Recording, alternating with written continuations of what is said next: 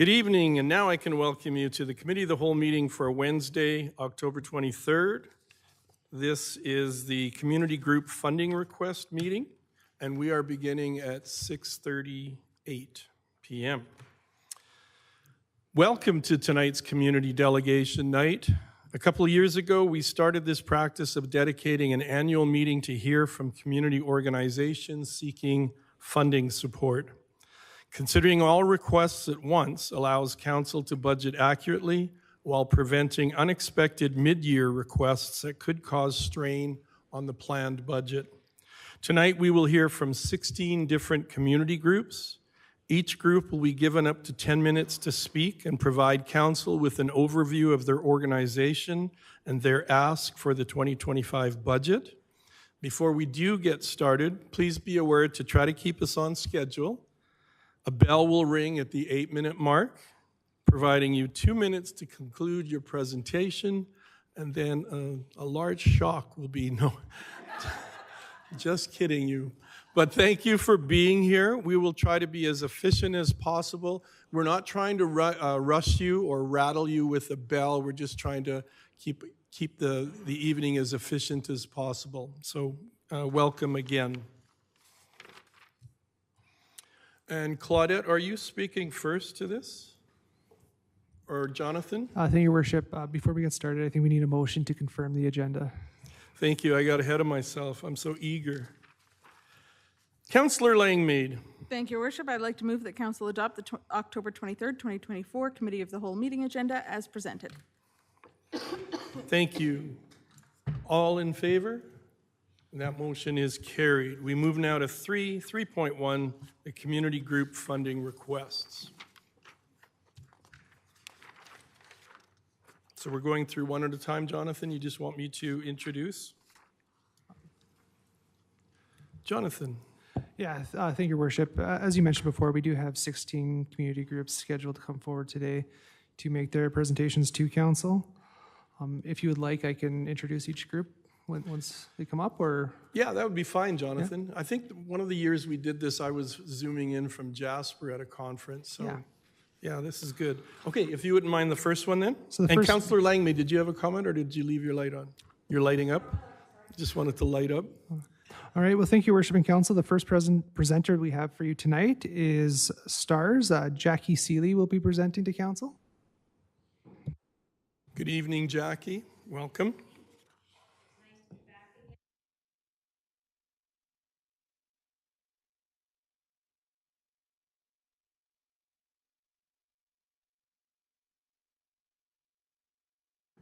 Oh, I'm echoing through someone else's mic, I guess. We also really enjoyed coming out to your Public Works Day this year to answer any questions that the public had as well. All right, so STARS is an essential part of your emergency services and has been providing the highest level of critical care in Alberta for almost 40 years now, and as a charitable organization operating at no cost to the patient. We're thankful to secure another 10-year service agreement with our largest donor, Alberta Health Services. So this is at $15 million per year in block funding. And after that, we still must fundraise another 56% of our operating costs. A little over $2 million of that comes from the municipal initiative. This is a closer look at the different levels of support from the municipal initiative, uniting municipalities across Alberta and Northeast BC.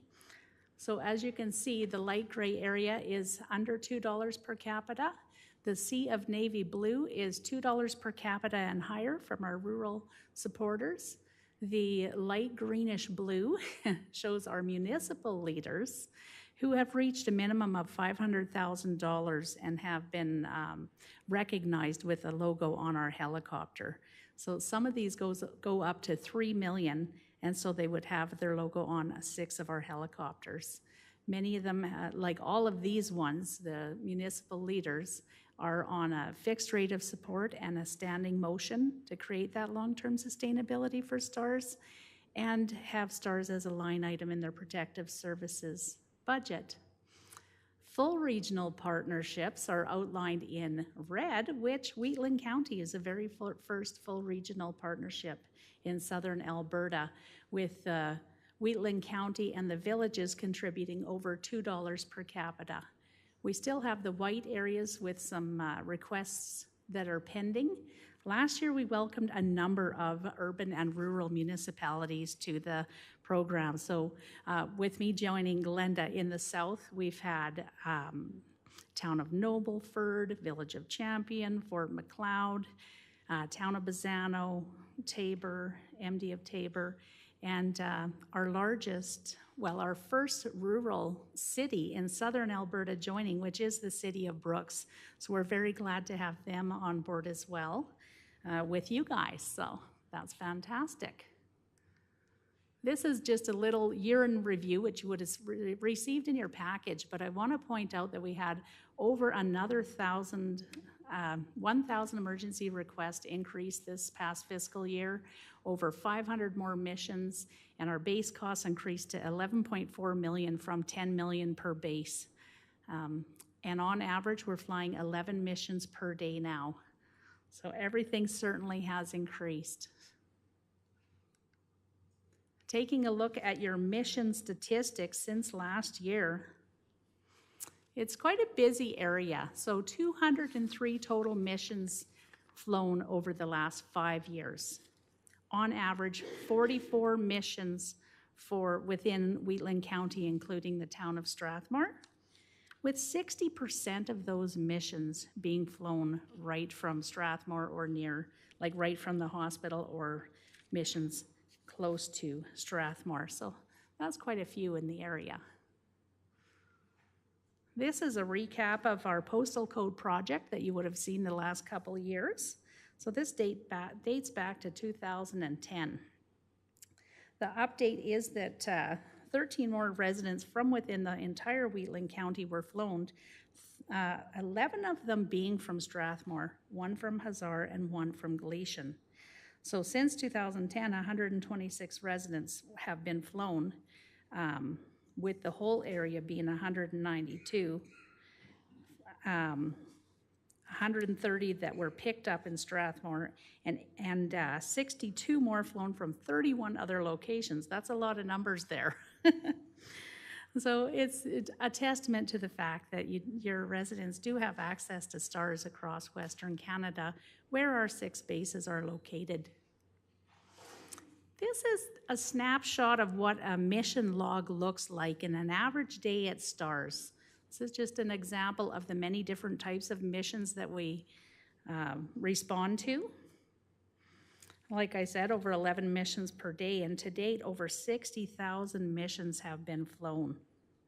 Our air medical crew is cross-trained across all provinces so that they're prepared for the inconceivable situations and that they may come across. We also fly across borders as well. We're borderless and respond when we can, where we can, and I will share with you our longest mission here shortly. We also introduced a new massive hemorrhage protocol. So STARS is quite an innovator, as you've learned probably over the years. This is in addition to the universal blood that we carry on board. So this is a new blood product, 2 in fact, that are administered if we know right off the bat that that patient needs more than 2 units of blood. So we could either administer the Octaplex, which reverses anticoagulation, or the fibrinogen, which helps blood clot in those critical life-threatening situations. Our longest mission ever was flown last year. This is really testament to the fact that no matter who you are or where you are, STARS is your best hope in a worst-case scenario. So we had a call come in where a fellow had been hunting in northern BC up in the very heavily wooded, remote area, and he was experiencing a heart attack.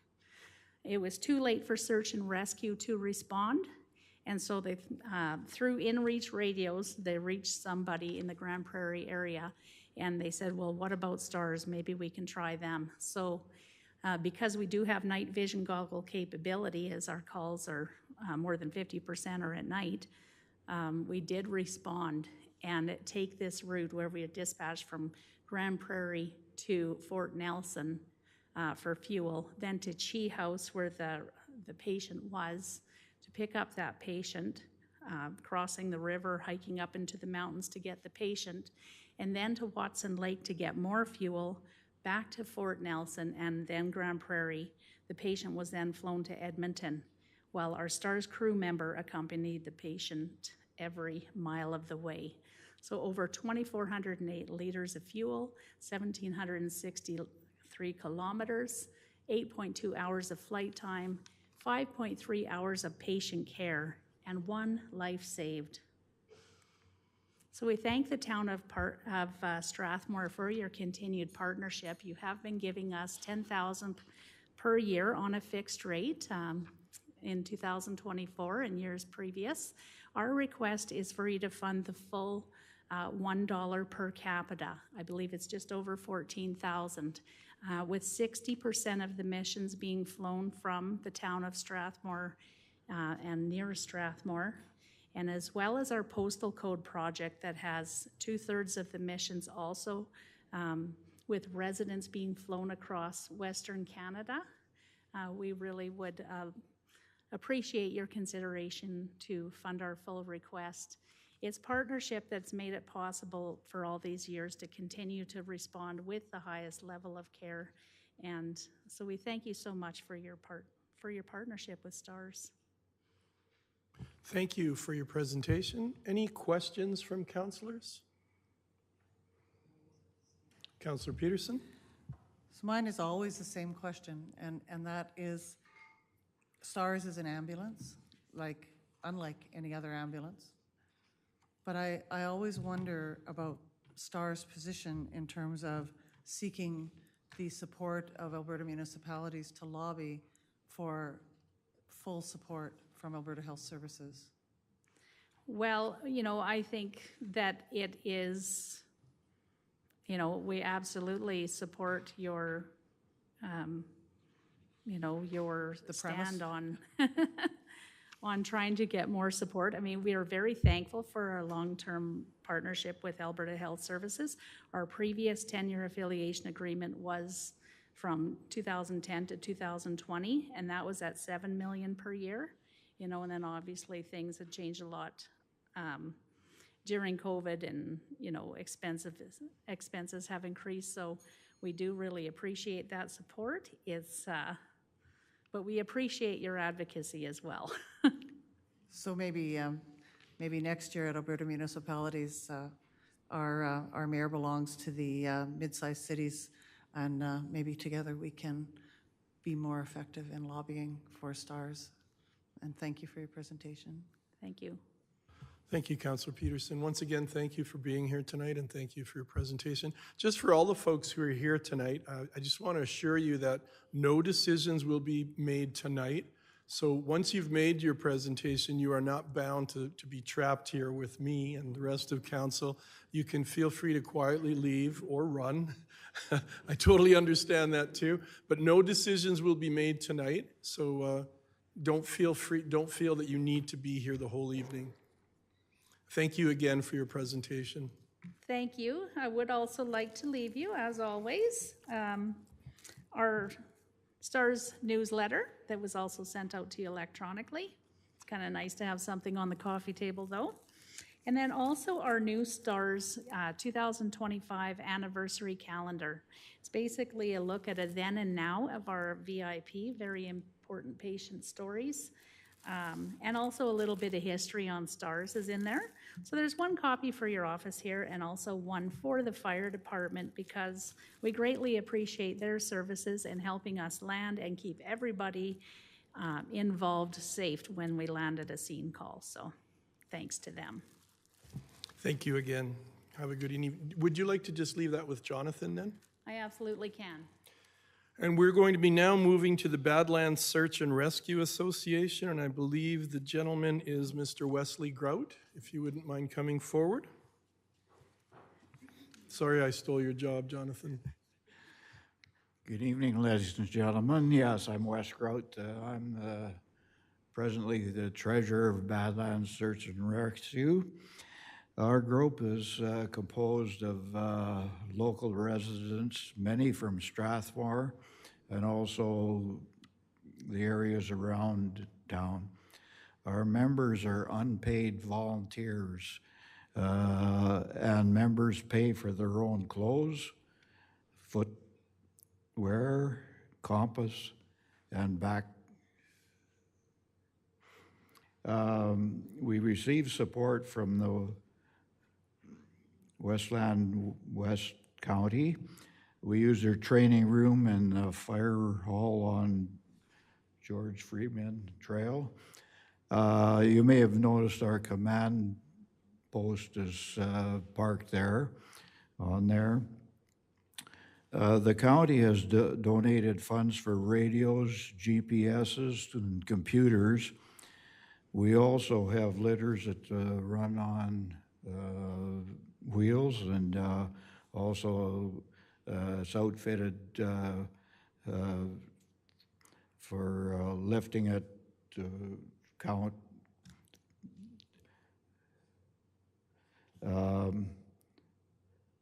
And as the last, we have support of STARS, of course, and they've been to Strathmore several times. And we can also call on adjacent from Calgary or from Medicine Hat, but we cover the area around Strathmore as well as Strathmore. Now, we are always commissioned by local authorities, such as the municipal officers or by the RCMP. We don't go out on our own on anything. We're always have to be initiated by the local authorities. A couple of incidents I could mention that have happened in Strathmore. A while back, we had an Asian female that was missing in Strathmore. She had come down to her father's funeral, and we located her in Grays Park after she committed suicide.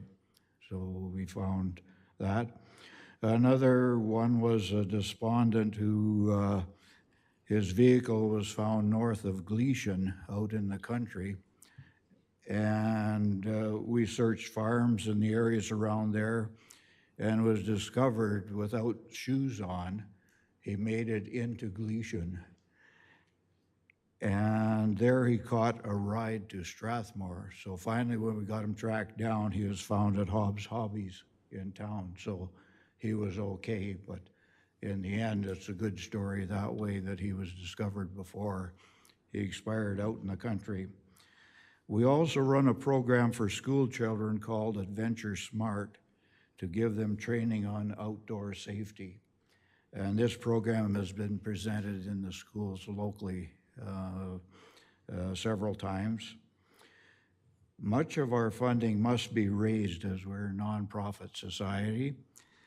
Some funds are obtained from the province, mainly for professional training, such as tracking, bone identification, and training leadership of the unit. Our activity uses D4H system to develop, which is used by all agencies in North America for emergency events.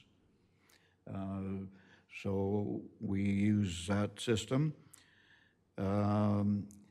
Most of our funding efforts that we do are to cover operating costs. As an item, our insurance alone runs to over $5,000 every year.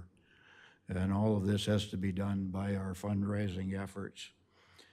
We use a 2005 vehicle that pulls our command center, and the repairs to keep it operational have been starting to mount. So we're looking at purchasing a new pull truck that will cost in the area of $100,000. And our funding request is for 65% funding, so around $65,000 would be needed. We'll raise the remaining funds or apply funds that we have on hand to make up the difference. Our next major funds would be the casino event that's slated late in the year 2027. So we don't have any major funding coming until a couple of years from now from the casino event. But we could make up the difference right now from our funding efforts. You have the application here, so I thank you for your kind attention to it and careful consideration. So is there any other questions that you might want to ask in connection with it? Thank you, Mr. Grout. Councillor Wegener. I do have a question, and thank you for your presentation. And I'm aware of the need for search and rescue organizations and that. I took a look at your response area. Like you guys have a very large area that you tend to, County of Wheatland being part of it. And I know that you're looking for funding for a new vehicle. Now, with the other areas that you support, are you approaching them as well for funding, such as Drumheller and there are various locations like that? Yeah, we have some funding that is coming from Drumheller.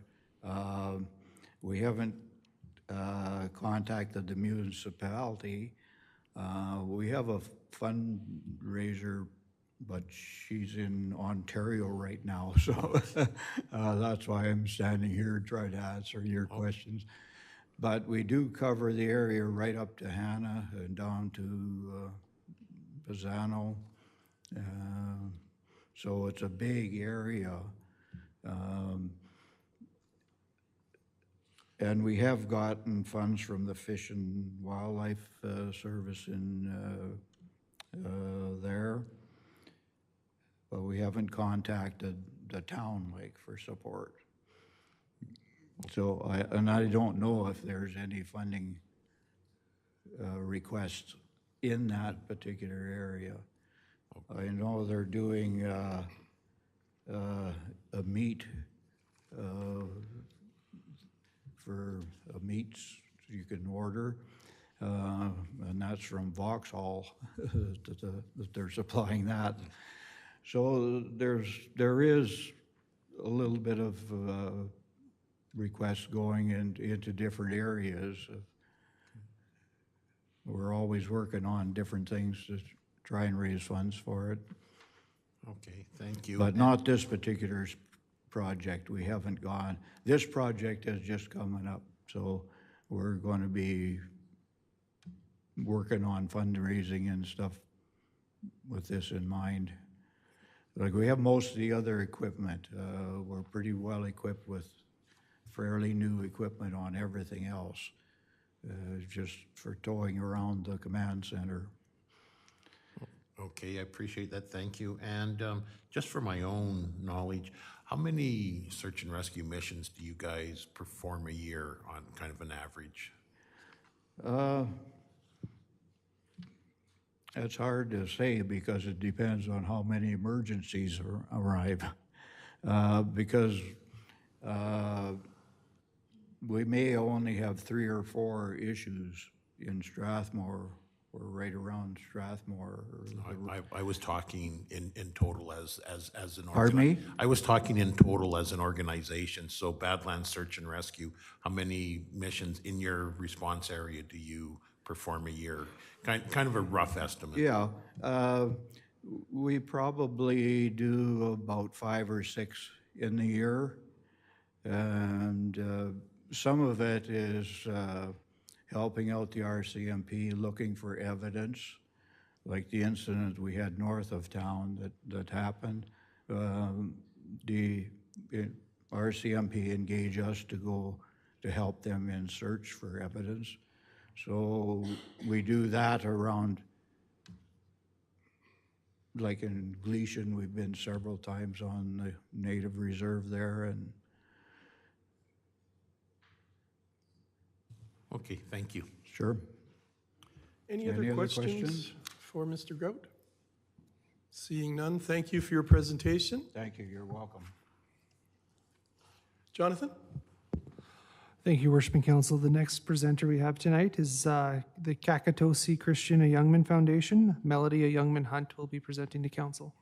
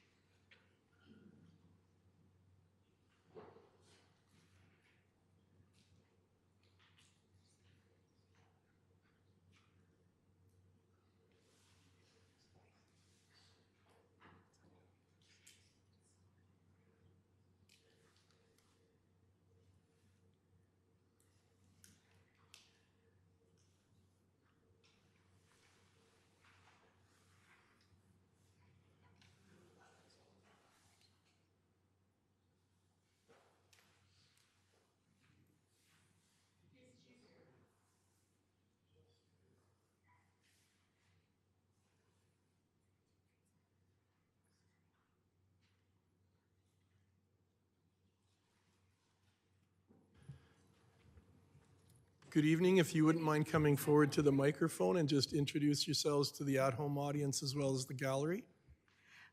Uki Nistawanakok Saupamo Nidumputu Siksiga. Hi, I'm Melody A. Youngman Hunt, and I'm from Siksiga, and we are with the Kakatosi Christian A. Youngman Foundation, formed with Siksiga in the town of Strathmore. Thank you to all of you. Don't mind my eye today. Uki Nditaniko Estokumi. Some of you already know me. I'm Estokumi Smith, but I'm also from the Siksiga Nation, and I'm here to support Melody because I'm also a part of the Kakatosi Christian A. Youngman Foundation, and Christian was my cousin. And we had a slide presentation. It was due on a couple days ago, wasn't it?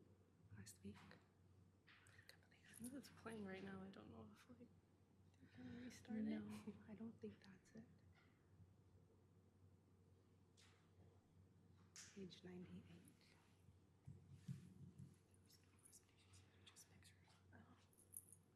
They said there's no presentation, just pictures. Yeah, we sent in a presentation to LSA. It says Lead by Example Powwow. And we sent it in before the deadline.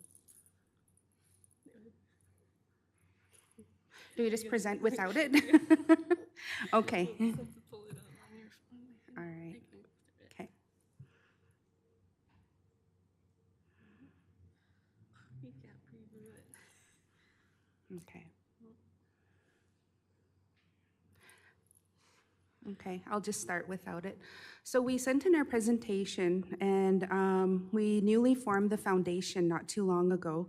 And we had our Lead by Example powwow last year in June here in the town of Strathmore. And it was a very successful event. We brought in numerous Indian relay racing teams. We brought in numerous champion dancers from all over North America to the powwow. And we also brought in entertainment. And we had a very successful event. The weather, although was a little bit cold, and we had craft vendors, food vendors as well. And so with that being said, we're planning towards our next year's Lead by Example powwow here in the town of Strathmore. And we're looking at bringing in larger numbers to the town of Strathmore, which would build your economy. And I have heard that the town had a great success with their economy with all the people coming into town.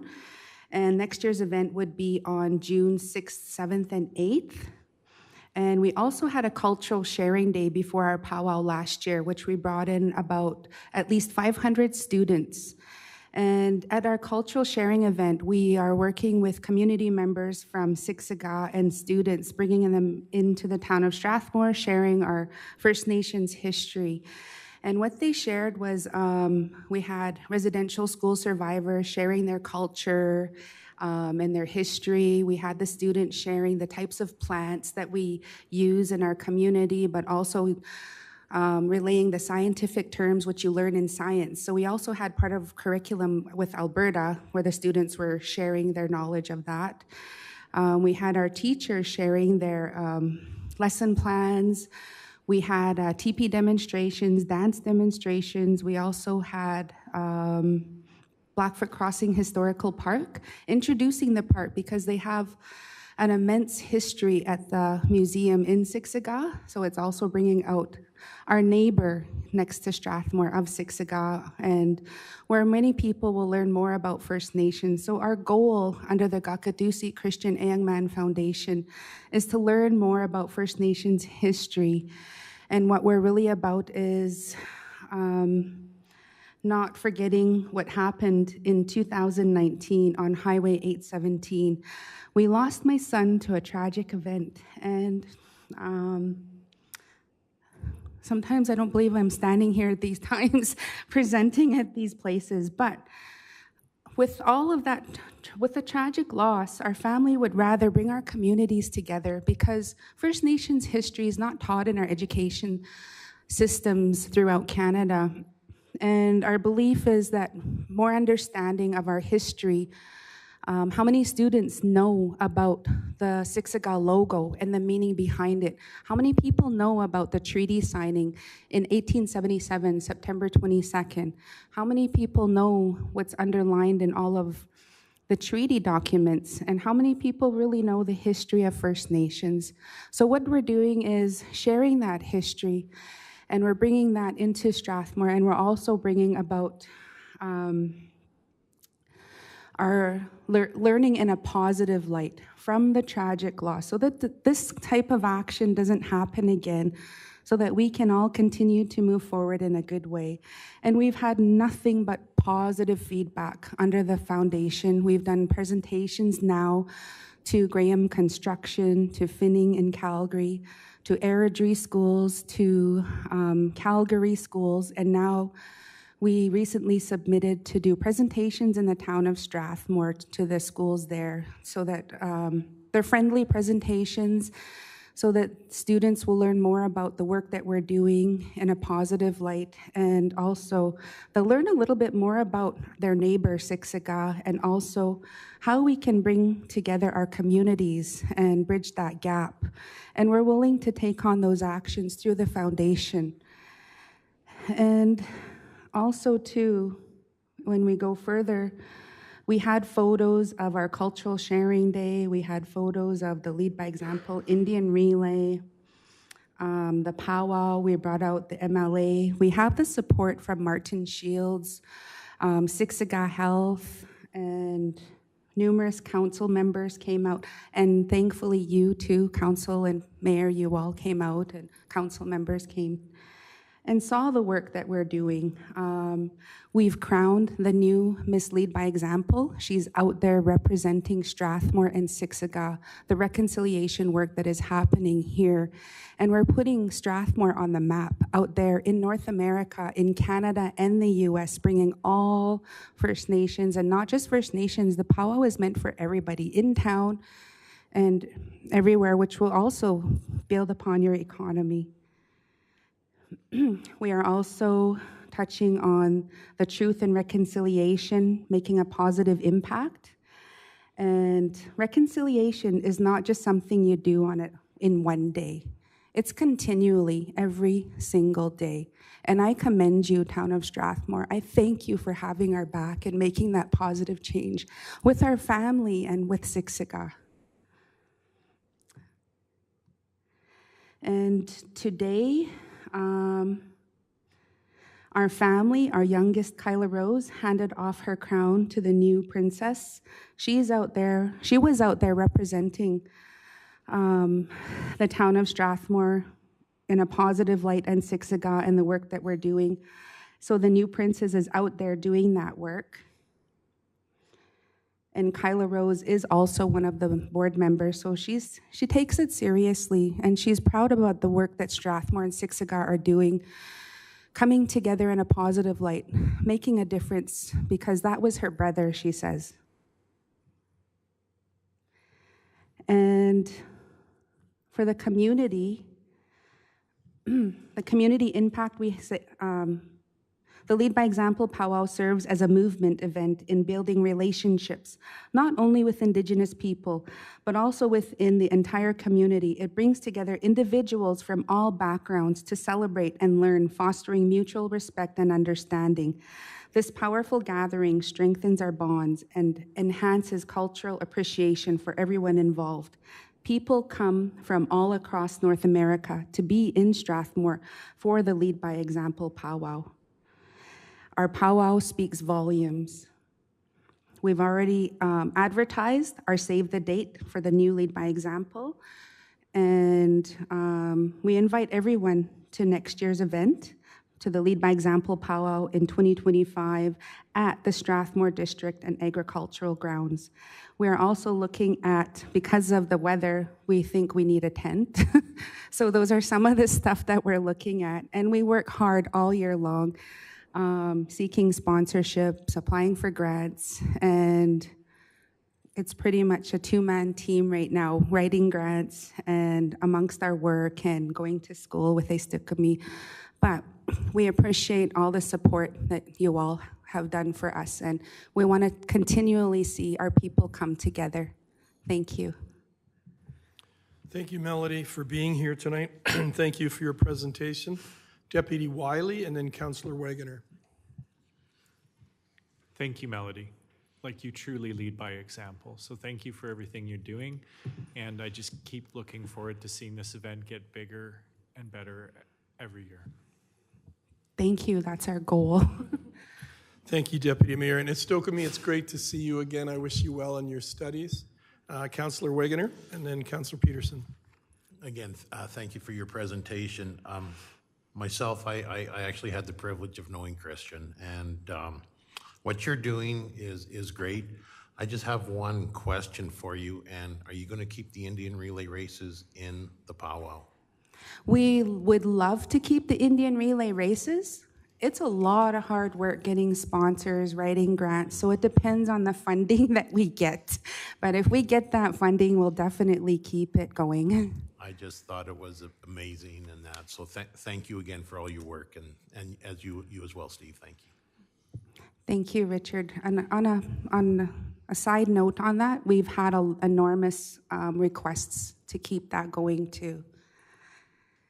Councillor Peterson. Thank you. Okay, nedana kumamet kmiake, and ninata pomikape, and the peace and harmony you bring is hugely appreciated. One of the things that I have noted recently through the work of Ryan Schmidt of the Ag Society is some of the information that he has gleaned through the work that they've done previously with Alberta Tourism, where they've been able to tell their story by attaching a dollar amount to the number of attendees to events that are economic drivers within our community. So I really think that's something that we could look at. And again, I love what you are and who you are and what you do. And so, gigakmen. Thank you. Thank you, Councillor Peterson. Any other questions for Melody or comments? Thank you, Melody. And again, you might have been in the hallway, but I told the gallery that no decisions will be made tonight, and you do not need to stay for the whole evening, so you can run for your life. We'll be making these decisions at a coming date quite soon, because we're in the budget process starting really early in November. Our staff has been working for weeks now, but council will become more involved in November. But thank you for being here, and thank you for your presentation. Super. Thank you. And thank you for having us. You're welcome. Jonathan? Thank you, Worshiping Council. The next presenter we have for you today is Communities in Bloom Society. Presenting will be Theo Owl, Terry Motley, and Glenna Bach. Thank you. Good evening, Theo. Good evening, Your Worship and Council. As you heard, I've brought along Glenda Bach and Terry Motley as well. Our president, unfortunately, was unable to make it, so you'll have to put up with me. I'll try not to disappoint. Glenda and Terry will probably backstop me if I do mess up.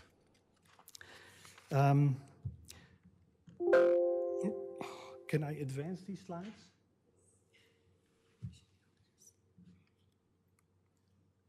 Thanks. I've put together just a few slides here, more so to keep myself on track. In terms of an introduction, the three of us are here to outline a little bit here in terms of what Communities in Bloom is all about.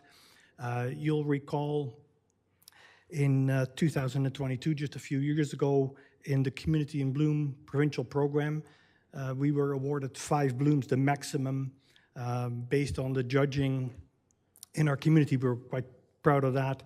The judging in that provincial Communities in Bloom program is quite extensive, requires an inordinate amount of time to prepare for. And so for the last year, we actually went into a category called Friends of Communities in Bloom, whereby we continue what we normally do without actually being judged, and that allowed us to focus on projects in town. We fairly recently actually took the committee of the Communities in Bloom in Strathmore here, and we applied for society standing. And we recently officially became a society. And that gives us a number of additional avenues. Particularly, we believe it might give us more opportunities to apply for grants to other outside organizations. It also helps us manage our accounts. Previously, when we were a committee, the town of Strathmore actually held the accounts, and that involved any time we had expenditures or money coming in, it always involved town staff unnecessarily tying up town resources. And so now that we're a society, we manage our own accounts, and that just provides for far better streamlining. And also, it adds a bit of structure. When the Communities in Bloom Society, or the committee was first formed, I like to think that goes back probably 15 or 20 years or so. I believe I was still on council, and I have been on council since 2007, so it goes back many years. And it was a fairly loose committee. We were able to do an awful lot of things. Now that we're becoming a society, it gives us an opportunity to say, we have a set of bylaws in place now. We have a president, secretary, treasurer, annual meetings. So it gives us a bit more structure as a maturing organization. As far as our community involvement goes, as you are probably well aware, we rely primarily on volunteer labor. We've done organizing the local workshops, for example. We've had workshops that we've organized in town here, dealing with pruning, proper pruning of plants and trees. We've had workshops enhancing habitat for bees, low maintenance grass, tree selection in town. As far as capital projects are concerned, we put quite a bit of money into the irrigation system at Station Gardens. We've helped the Strathmore Legion with a lot of upgrade work around their entrance. We've also got a Facebook page whereby residents can basically keep track of our activities. At last count, I think we had about 895 or so residents in town following our activities. So that gives us quite a bit of exposure.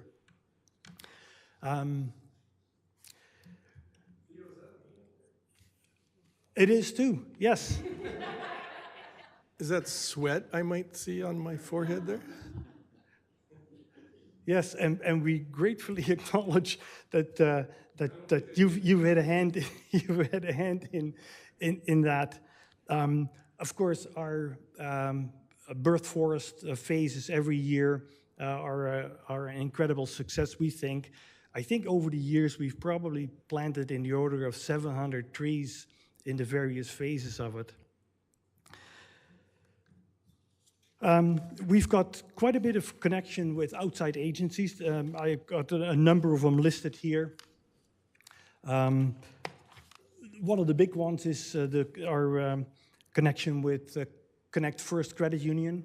That was previously known as Chinook Credit Union. Hence, you see some of the signage out at various phases of Birth Forest acknowledging Chinook Credit Union. And you may or may not know, but the Connect First Credit Union is now merged with Service Credit Union as well. So we'll probably see another name change. But in the meantime, we're quite grateful for their participation and sponsoring of Birth Forest. Lions Club, for example, they've put in about $9,000 on some of our projects. They did quite a few garden boxes. We've had support for permaculture courses. Communities in Bloom has also helped out in maintenance and issues with the geodesic dome at the high school. So we're definitely spreading our wings in terms of keeping track with outside communities. We've also become a member of the Vault, which again gives us a lot of collaboration with other organizations. In terms of current project updates, as I've mentioned, Birth Forest, we're going to continue putting those next phases in. For the last few years, we've actually, in our Birth Forest, we've gone to more fruit and edible fruit trees to just give the community a bit of a chance here as well to, at the right time, find apples and hopefully find apples before the deer do get to them. So we've had some competition in terms of salvaging the fruit off the trees. We've also been involved with signage around the town's stormwater ponds to give people more information in terms of what stormwater is all about. As far as our next project is concerned, we're going to continue with Birth Forest, of course, but we're also talking about, in conjunction with the Town Parks Department, upgrades at Lambert Center at the library. We don't have any details fleshed out yet. Obviously, there's a lot of thought that has to go in there. Potentially a pathway from Station Gardens to Lambert Center. We've got, of course, the Happy Gang as an associate or an interested party there. We got the library board, we got the town. So we're going to be developing that here as the months go by. In terms of a funding request, we're seeking the town's contribution of $5,000 as basically matching previous grants that we've received from the town. We're not looking at increasing that amount, any kind of inflation. I think Communities in Bloom will match that and take care of inflation with volunteer hours. And the bottom point there, any capital dollars, of course, go a lot further with volunteer labor that gets added on to any project that we do. So with that, I thank you on behalf of our society for the opportunity to present and to basically seek your support in your budget deliberations. Thank you. If there are any questions, I'll try to deal with them best I can. Any questions for Mr. Owl tonight? Councillor Montgomery? Thank you. Not so much a question. I just wanted to thank you for your work. I've been following the work that Communities in Bloom has been doing, for years now, and our community is a much more beautiful and better place, including the fruit trees and whatnot. I think that's a great way that it allows everybody to kind of enjoy and take part in what you guys are doing. So thank you. Great, glad to hear. Thank you. Thank you. Deputy Mayor Wiley. Just one number stuck with me. Well, many numbers stuck with me. One I just wanted to repeat was you've planted 700 trees in this town. And that's a bit of a guess in terms of what we've been trying to do. Thank you. For Birth Forest, about 45 or so trees every year, and by count, we estimate 700. Could be more, could be a few less. Thank you. Great, thanks. Thank you, Theo, for your presentation. Good to see you again. Jonathan? Thank you, Worship. Your Worship and Council. The next presenter we have for you is the Strathmore Overnight Shelter Society and Pastor Elizabeth Karp. Good evening, Pastor. Good evening, Mayor and Councillor, all councillors. Just want to thank you all for an opportunity to even come and be able to present. That's pretty amazing. I want to thank you all for your support with the shelter.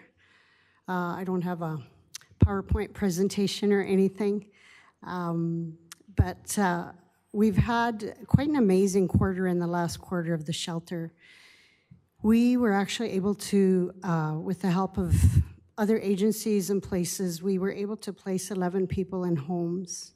3 got employment and 4 went into rehab. That was our last quarter, and so that was pretty exciting. For us anyways, it was the best quarter we've had as far as moving people and getting them out. So the shelter has been operating for 6 years. We operate on very little funding from RDN, which consists for the next 2 years of $70,000 a year, and that has to pay my night staff, our food. So just in the last quarter, we did over 1,200 dinners, another over 1,200 lunches and breakfasts.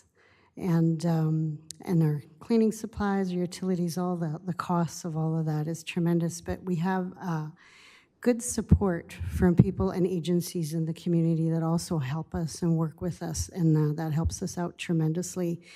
We have worked hard in the last year at trying to broaden the net around each of the vulnerable individuals in our community. So we have partnered with, somewhat partnered with Hope Mission out of Edmonton that's really familiar with shelters and how things are run. And so they are helping us a little bit with administration and processes and things like that. And one of the main things that they're going to help us with is rehabilitation. So they have actually built separate apartment buildings in Edmonton, one for men and one for women. And so part of that is opening a door for us to be able to process people and send them up to there, which is a big deal because it's really hard to get people into rehabilitation when they want. It's just a really small window of opportunity. So I'm excited about that partnership.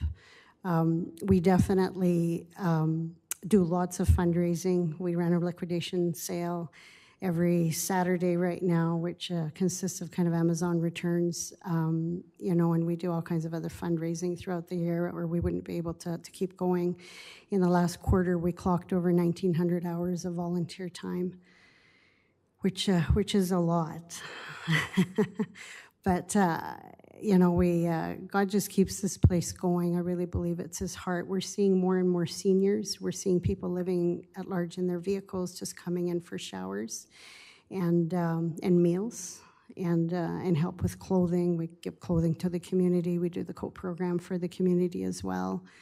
And so we're really appreciative of the support of the shelter. We're in transition right now, as you know, of trying to open 24/7. And so we're working hard towards that right now. I just got the final okay at about 4 o'clock this afternoon. So that was really good. I'm really excited about that. So we had requested for the 40,000, but whatever is available would be hugely helpful. The amount that was given last year helped us to, for a while, have a second person on our night staff, as well as with some utilities. We're back to one person on our night staff, just funding. Funding is difficult, right?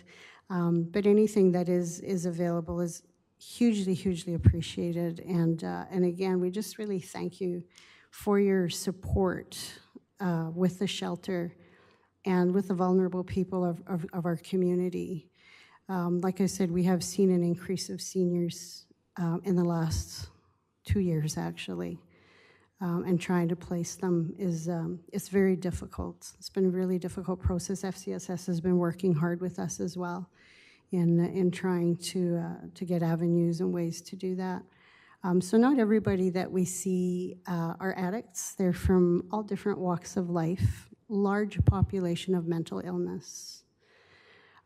We have good communication with the RCMP, so they're grateful to us that they have somewhere to bring the people when they pick them up in the streets, because there's nowhere for them to go, and they're pretty good about trying to get them off the highways. We do, every day I get calls from Calgary and other cities, Red Deer, Edmonton, asking if they can bring people in. We are not in the business of bringing more homeless people to Strathmore. And so that's very much discouraged. Just yesterday I turned 4 people away. But apparently all the shelters in Calgary are at full capacity, and there is nowhere for people to go. They're living on the streets. I have desperate calls for people that are going to be homeless in the next month. They're being evicted. They can't afford to pay. All these different situations. We only allow a 3-month stay at the shelter. That means when people come in, they really have to be working towards something, which we try to help them with goals. Where are you headed? What are you doing? If you're shelter hopping, this isn't the place to stay. So that 3 months has really helped in getting people to get into gear and try and work towards something. If they're in the process of something and the 3 months are up, there will be a grace period. If they're working and doing all the homework we've asked them to do and seeing the agencies and the communities as well, then we give a little bit of grace because we know something's coming up. But the 3 months has really helped in just keeping things fairly concentrated on homing. So, when you have shelters with 1,000 people, you can't track individuals. But one of our advantages is that we are able to track individuals and log every night. What's going on, what did they do, what was happening, where were they going. So again, super, super grateful for your support for what you've done for us for the shelter, and just thank you for the time. Thank you, Pastor. Questions? Deputy Mayor Wiley? Thank you for your work. One number that you said almost in passing that really jumped out for me was 1,900 hours in the last quarter. So what that works out to be, just for everyone listening, is about 20 hours a day volunteers are putting into that shelter. And that's something that's really incredible if you think about value added for a community, what you and your group are doing. So thank you. Thank you. Thank you, Deputy Mayor. Councillor Peterson. In following Deputy Mayor Wiley's comment, if you were paying the minimum wage, it would be a $30,000 approximate payout as well. And so, these people are giving from the work of their hands, and I had an opportunity recently to speak to a person in community who said that a couple of years ago they came during COVID. They lost their job. They came to Strathmore. They had nowhere to live. You gave them a bed and meals while they were able to earn their first month's rent and bills, and he said that he and his family have just now purchased a mobile home in one of the outlying communities. And so I think that's what these volunteer hours do in community. They give a hand up and not so much a handout. And so I am exceedingly appreciative of what you have done. It seems like an impossible task. And 6 years, anybody can put out a couple thousand volunteer hours in a few months, but when you can maintain it over 6 years, it's remarkable. Thank you. Thank you. Thank you, Councillor Peterson. I echo both of the councillors' comments. Thank you very much for being so willing and eager and accessible to allow this shelter to be part of your church. That's been a huge thing, and I thank Councillor Peterson, who brought this up many years ago on a previous council and pushed hard to work with you and to work with the town to get a shelter, because we had a homeless problem many years ago, but it was just more invisible. It was in bushes. It was camping near the golf course. It was entryways of banks and ATM areas, and this has gone a long way, so thank you for everything. Thank you. Thank you for your presentation as well. Thank you. Jonathan. Thank you, Worship and Council. The next presenters we have are Megan Miller and Joan Selgenson from the Strathmore District Agricultural Society. Good evening, ladies, and welcome. Thank you very much. Good evening. We got a short video to show you first.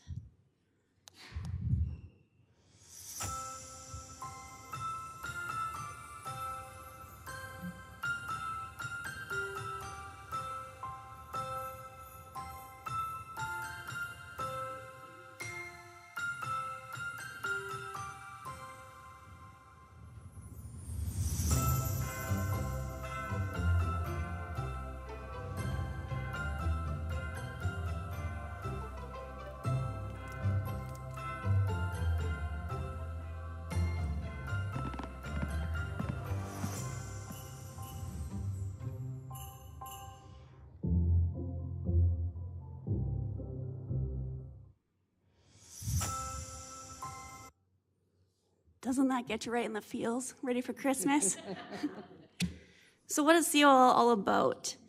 Connecting the community with the Christmas spirit through a dazzling light display. While walking through a winter wonderland, you feel the enchanting warmth of the season. Volunteers around the grounds greet you with cheery smiles. Yeah, there you go. And really boost the joyous feeling you get around Christmas time. There's a huge social impact. It's about bringing joy to families and people throughout the region, allowing them to create core memories that they can share with others, in turn attracting more visitors to town. It's also about knitting together the social fabric of our community. It draws in diverse volunteer groups and people. For example, the Agri-Risk Wheatland Kings have already been there setting up displays around the grounds. It also brings in local businesses who want to join in on the magic of Christmas via volunteering or sponsoring. Joanne will talk more about that shortly. There's also a huge economic impact, drawing people to Strathmore from Calgary, other cities, provinces, and even countries, with over 13,000 people attending over the season. What all happens thanks in part to the town's investment? What is the return? So this event runs for 5 weeks from November 30th to January 2nd, every day from 6 to 9, with hot chocolate, cookies, fire pits to warm up, and Santa's Cottage, a brilliant display of decorations with visits from Santa every Friday and Saturday.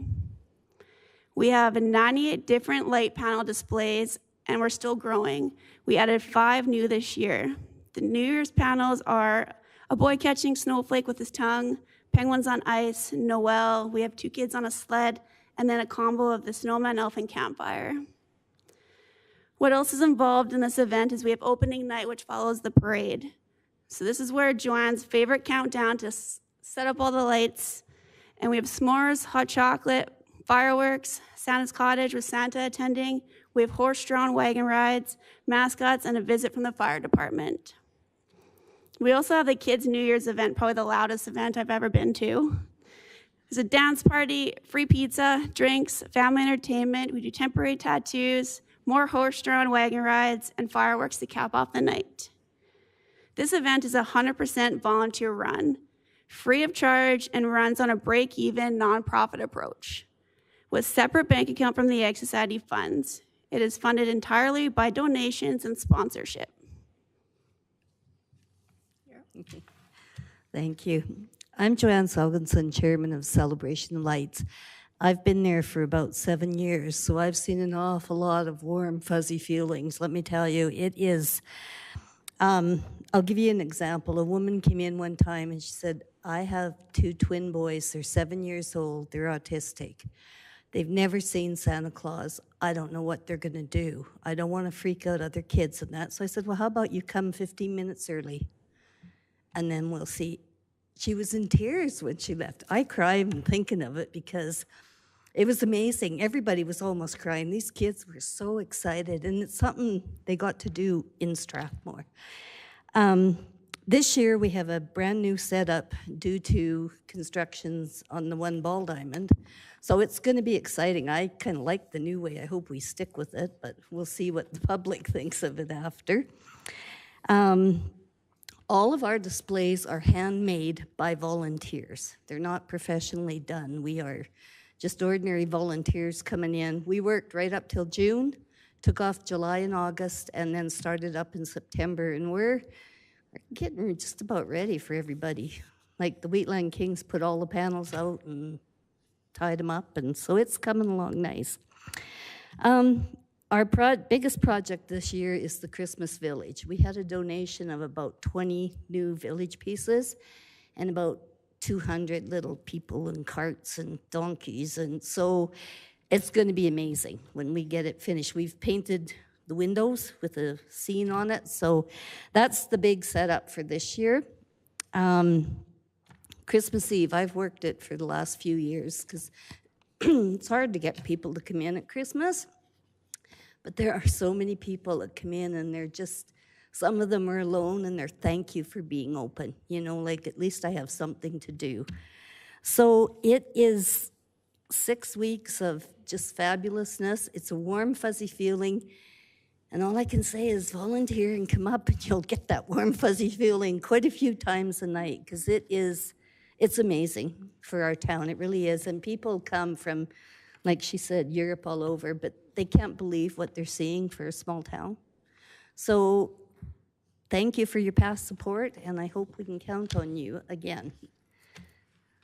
Thank you for your presentation. Councillor Mitzner and then Councillor Peterson. Thank you so much, and to all the volunteers. And is there any possibility you can sell your sweatshirts this year? 40 hours of community, or just volunteering up there, and we got one for you, Debbie. Well done. Thank you. Thank you. She had one more thing to say. Just on behalf of the Celebration of Lights and the Strathmore District Agricultural Society, we're requesting funding up to $10,000 to support this incredible event so we can keep the lights on. Thank you. Thank you. Councillor Peterson. Thank you for your presentation. I just, the same thing, you know, when I was talking to, when Melody, a young man Hunt, was addressing council, when we have these events that are economic drivers, you know, there is a dollar per attendee correlation that Alberta Tourism has given us in the past that tells us that there's an economic benefit to what you're doing. Did you note how many people are actually coming through each year? Do you have an approximation? About around 13,000. 13,000? Mm-hmm. So the population of our town plus. Thank you so much. Great, thank you. Thank you. Deputy Mayor Wiley. Oh, don't go yet. I just had more flattery. Tell we don't like public speaking. I was just quickly brainstorming while you're talking different events that the Strathmore Ag Society either hosts or leads. So you think obviously the Stampede, the Medieval Fair, I've gotten to check out, these spooky nights, lead by example, and now the Celebration of Lights. You just think of all the work you guys and everyone in this room are doing to make this town so cool. So thank you very much. Thank you. Thank you for all your work, and thank you for your presentation tonight. Thanks. Jonathan? Thank you, Worshiping Council. The next presenter we have is Amanda Vanderline with the True North Society. Good evening and welcome. Good evening. So my name is Amanda. I am the public educator with True North, and I have Courtney with me. Allow her to introduce herself. Yeah, sorry, I'm not on the agenda, but yes, I'm Courtney Helfrich. I'm the executive director at True North Society. So we are the nonprofit organization in Strathmore dedicated to serving those impacted by domestic violence and abuse. So we have a 25 funded bed, 24-hour shelter. We have our 24-hour crisis line, outreach and community services as well, which includes our early intervention and public education program that we're here to speak with you about today. Specifically, that program, and we'll get into that a little bit more, focuses on preventing violence before it happens through targeting ACEs, which stands for Adverse Childhood Experiences, and I'll talk a little bit about that study in a moment. Our mission is to walk the path with those in crisis, honoring the past, providing support in the present, and awakening hope for the future. And we truly couldn't do it without our community. We reach our vision, which is interrupting the cycle of abuse through empowerment to create a safer environment for all with everybody in this community. So thank you guys so much for having us. So with our early intervention or public education program for short, there are a few goals that we have. We aim to provide tools to individuals to identify unhealthy behaviors and where to seek support if they are finding that they are experiencing those unhealthy behaviors. We aim to increase awareness and reduce tolerance of violence. We aim to engage with our community and to really listen to our community's needs as those are constantly changing. We aim to create a safe space of belonging and support and reduce the risk of violence by developing skills that target the root risk causes, such as fostering healthy relationships, communication skills, stress management, and etc. So there are a few ways that we try to do that. First, we have our community events. We go all over our catchment area, so we're in Langdon, Chestermere, up by Acme, Trochu, and we're connecting one-on-one with our community. This past July, August, and September, we talked to over 2,000 individuals directly about either healthy relationships or our programs and services. And many, many more were able to talk to us view our contact information on our website. So we're really getting that awareness of who we are and how we support the community for people who might need that support. We do a lot of teamwork. These are really unique opportunities to teamwork with other service providers with whom we share goals. We have some of our partners listed up there. So these are really exciting because we get to explain who we are and how we support while also supporting other fun and educational healthy programming. So some of the programs we've supported are leadership, social media and self-esteem. We supported pride events, cooking confidence, and all sorts of things. And these events are really nice because oftentimes when you get rid of that tension and that kind of stigma, individuals and especially youth are more likely to reach out and say, hey, so what is True North about? Or hey, this is what I'm experiencing. So these are really valuable partnerships. We also have workshops. These are free presentations that we offer agencies, schools, anyone who would like us to come and speak. Our most popular workshops include healthy relationships, recognizing the signs of abuse, the bystander effect and leadership. And after our presentations, we do a voluntary survey, and most of the time, the majority of the participants fill out that survey. So we have some really good data here from participants. For example, 92% agreed or strongly agreed that they successfully learned new ways to identify signs of abusive behavior. 83% agreed that they learned new things about healthy relationships. So that's some really good data saying that we are meeting those goals. And lastly, we host campaigns throughout the year. All of these campaigns allow True North to share trauma-informed and evidence-based information about mental health or relational issues relating to domestic violence. And these are also really collaborative campaigns where we refer individuals to local support systems if it's outside of our mandate. So we're really trying to emphasize that circle of supports in our community. So I'll just briefly talk about what adverse childhood experiences are. So the CDC in the 1990s conducted a study just to determine what are the adverse childhood experiences and what is the impact on children when they experience this type of neglect, physical abuse, sexual abuse. You can have an incarcerated relative. Your mom might be being treated violently in the home. Divorce can have an impact. And so the 10 types of ACEs are just listed up there. And so children who experience 4 or more ACEs have 12 times the odds of having negative health outcomes. And that has a really profound impact on the system as a whole. People who have experienced any single category of ACEs are 87% more likely to have experienced other forms of trauma. Protective factors, on the other hand, because I don't want to leave you in a doom and gloom place, these protective factors like social emotional competence, supports in times of need, healthy coping strategies, that early intervention piece allows families to thrive when these protective factors are robust in their lives and in their communities.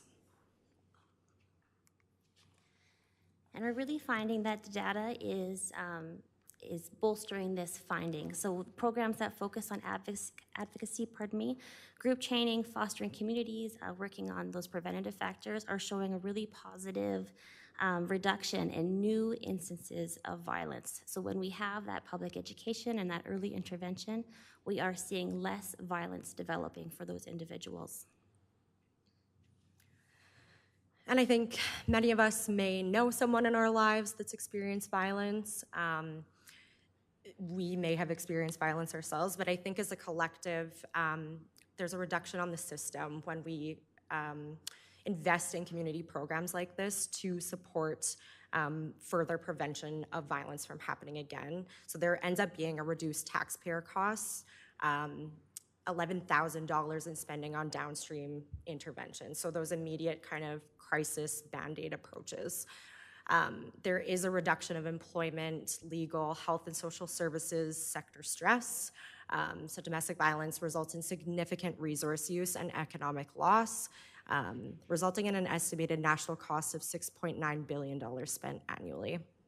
So our request today, our public education program funding was cut last year, and so we've been able to continue to sustain just by fundraising, partnering with the partners that Amanda mentioned earlier, and applying for various grants.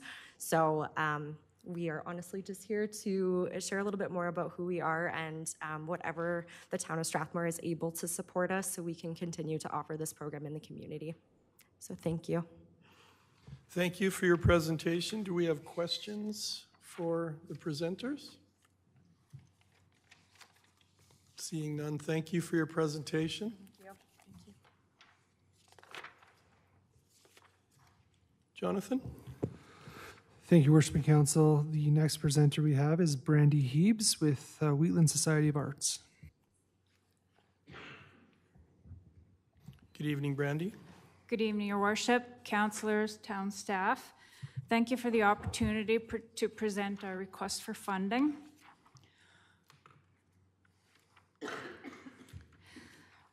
I've been with Wheatland Society of Arts and on the board since 2002.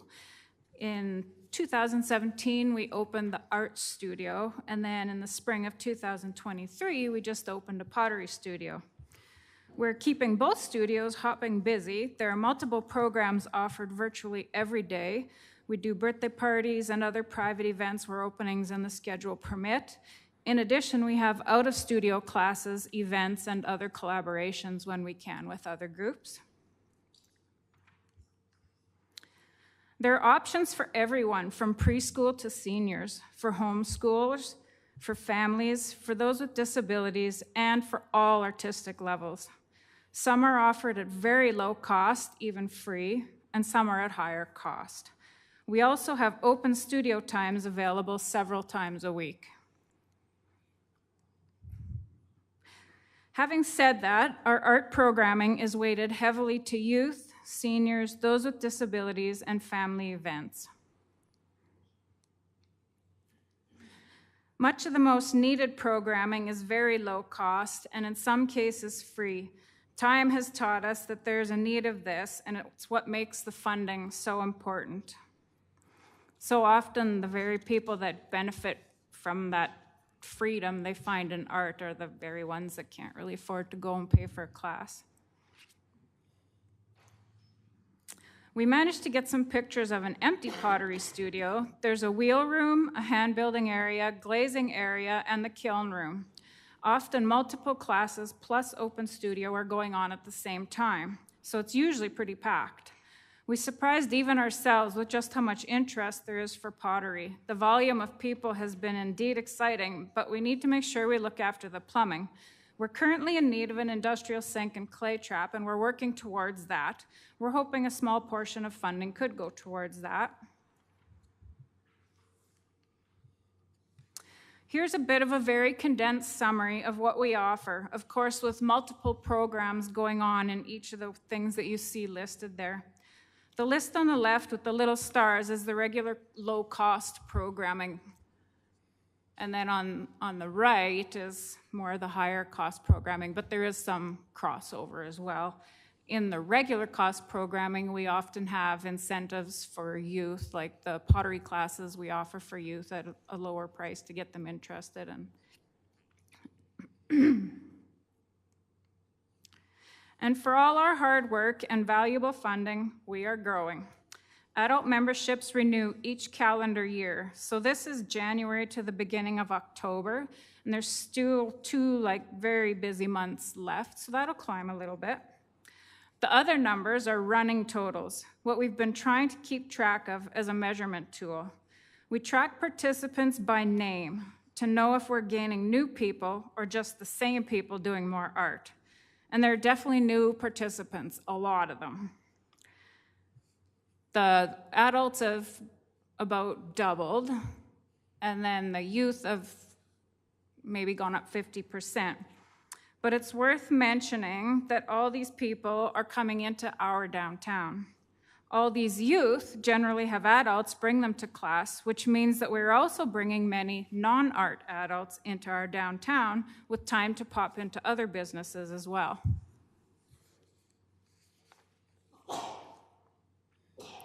So we seek funding, we do casinos, we have fundraisers, we get donations. We have various ways of obtaining money in addition to just fees for classes. But what we do what we can to also magnify the funding that we receive. We try to keep those dollars local as best we can. We try to collaborate with other groups as much as possible, and we donate generously to our other local groups in the form of art, pottery items, gift cards to the studios that they can auction off. Or when possible, we'll work with them at events to make them a go for those groups as well. We're so incredibly grateful for funding and also for all the support and belief you have in us. You enable us to succeed. It's with the utmost respect that we humbly ask for $40,000. Thank you for hearing our request, and I would be glad to take questions. I think that was the shortest presentation of all time. Thank you, Brandy. Deputy Mayor Wiley. Yeah, so in the chart there, I saw that youth participation since 2022 has actually nearly tripled.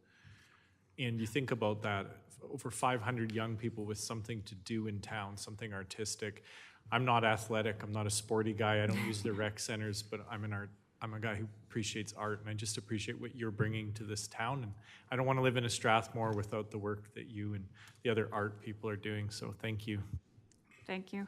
Yeah, and it's not every youth is tracked. We require memberships of youth that are taking classes, especially if the parents are going to leave. It's more of a contact information thing. But when we do like the family paints and a mom comes with 3 or 4 kids, or a dad and a mom and a grandma and an aunt or whatever, we don't require them to have memberships with the child's name because they're going to be with their, so it could be actually potentially higher than that also. Thank you, Deputy Mayor. Councillor Peterson. Thank you, Mayor. I think it's worth noting, you heard Brandy Hebb say that she's been with the Wheatland Society of the Arts since 2002, so 22 years. She, for most of that time, she has been an integral part of that. But what a lot of people don't know is that in 2023, she was awarded the Alberta Volunteer of the Year Award. That comes with a financial portion, and she's not ever going to tell people that, but she donated it to the Art Society. So she walks the walk. Thank you for everything you do. Thank you for that, Councillor Peterson. Any other questions or comments?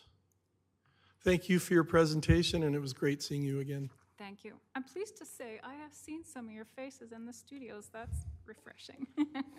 Thank you. Jonathan? Thank you, Worshiping Council. The next presenters we have are Marsha Eklund, Lynn Elkin, and Chelsea Hall from the Strathmore Youth Theatre Program.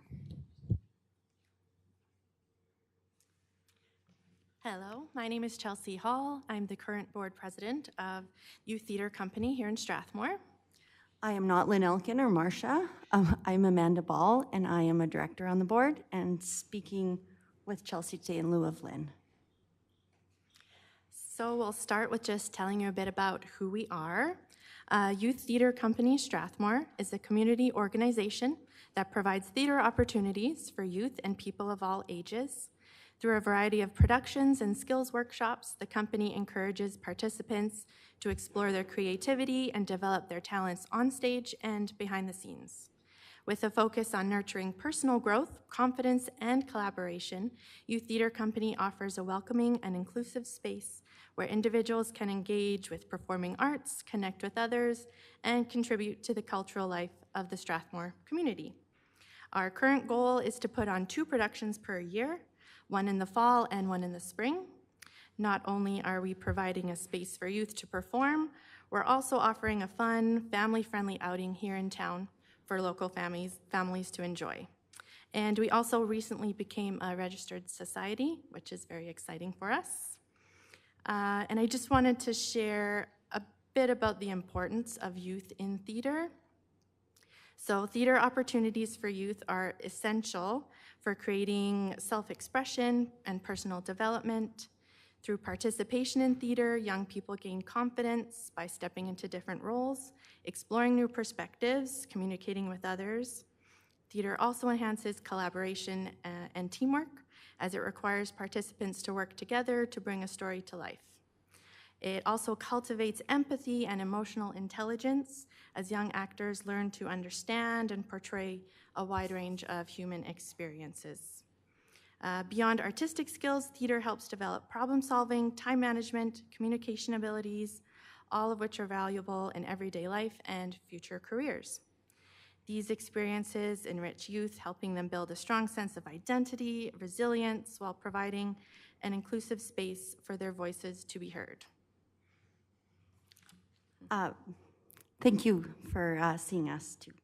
Our goal really was to provide theater opportunities for youth in Strathmore, so that our young, really we were aiming at the start of our time, grades 2 to 5.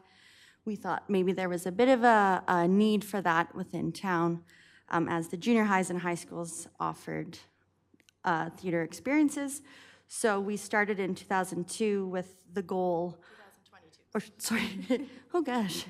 2022 with the goal of providing theater classes for grades 2 to 5. So we had 9 beautiful little people join us, and we offered all facets of theater. So we did little skits, we did set pieces, we did costuming.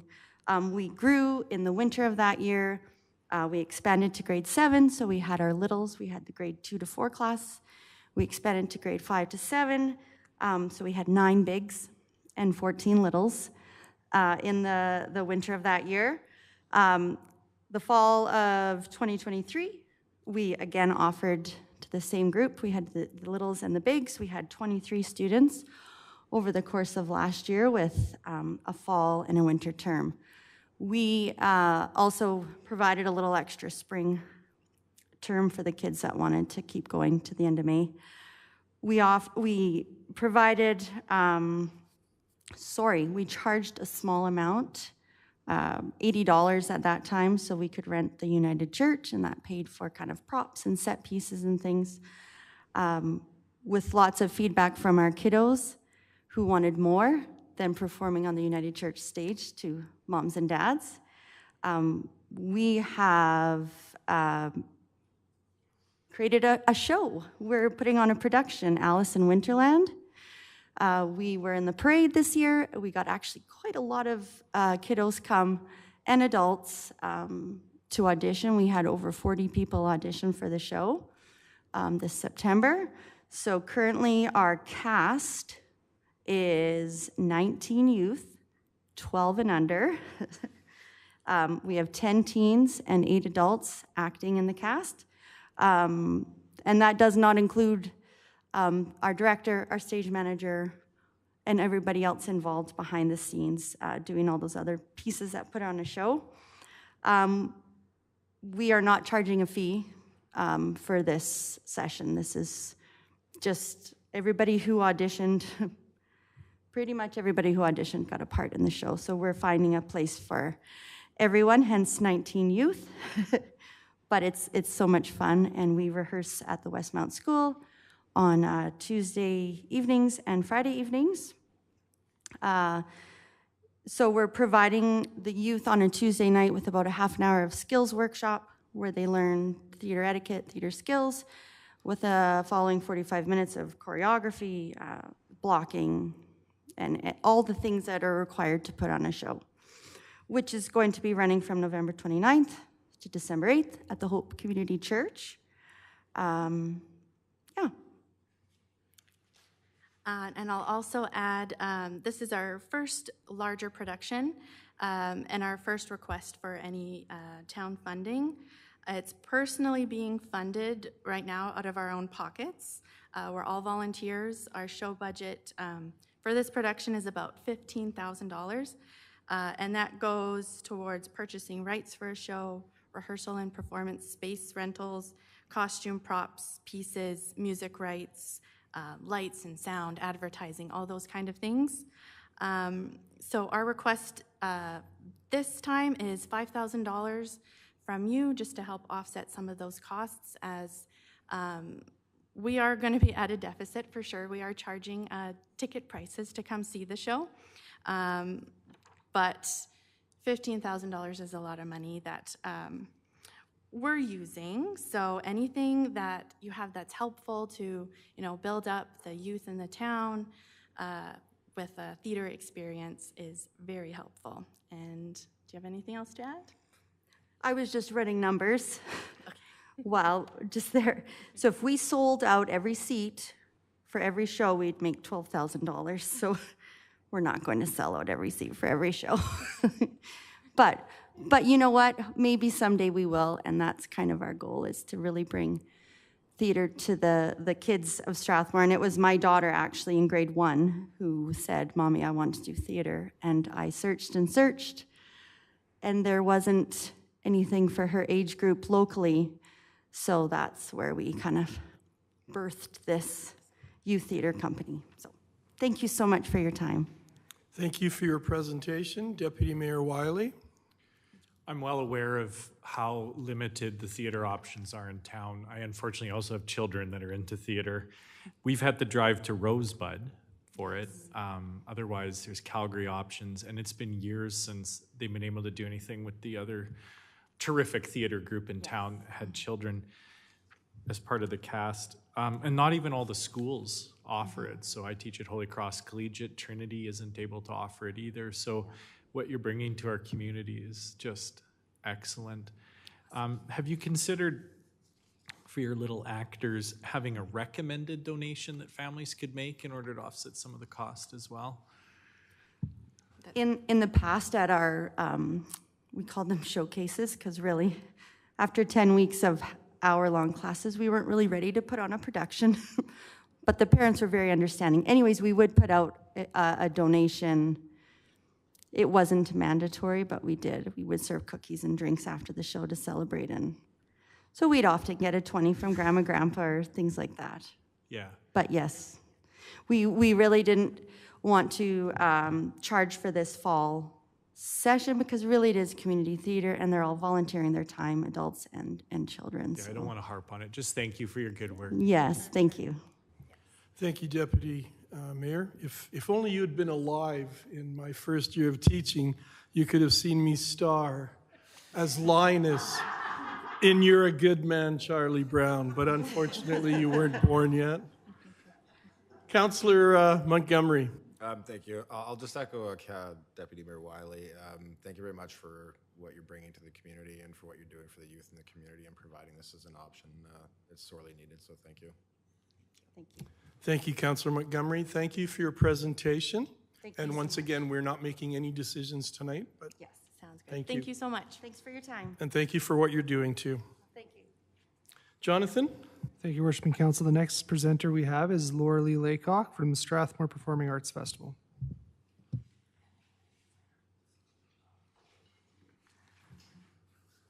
We are not the Happy Cat Sanctuary.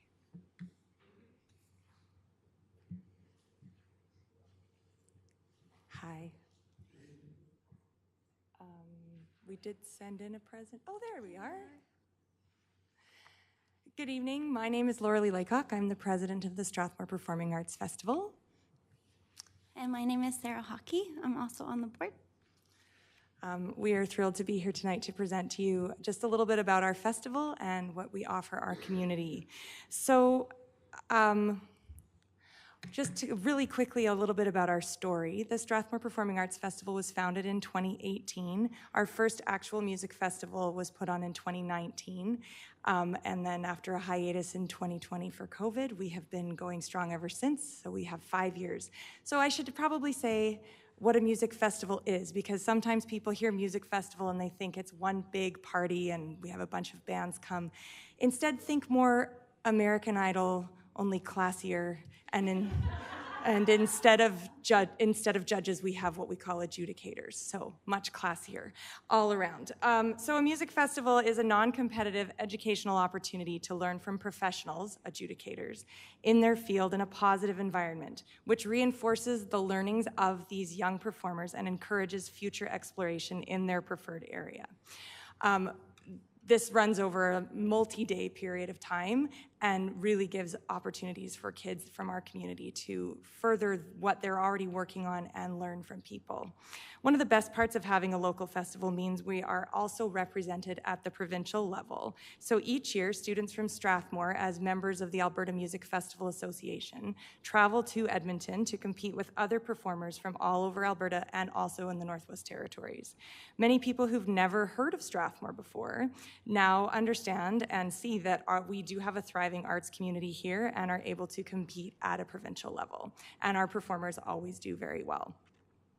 We offer classes in multiple disciplines to provide opportunities for as many people as possible. Okay, so a little bit about our community. So SPAF 2024 was 10 days. We had over 600 participants with 425 entries, 50 volunteers and community members. We used basically every church in town and quite a few schools. Our donations were mostly from local businesses, patrons, and the government. We gave out over 119 awards to young people in our community and 40 provincial nominations. So 40 students from Strathmore were nominated to attend provincial festival, which is a big deal. So really what we want to talk about is who this impacts. So these are some of our participants in some of the many disciplines that we offer as part of our festival.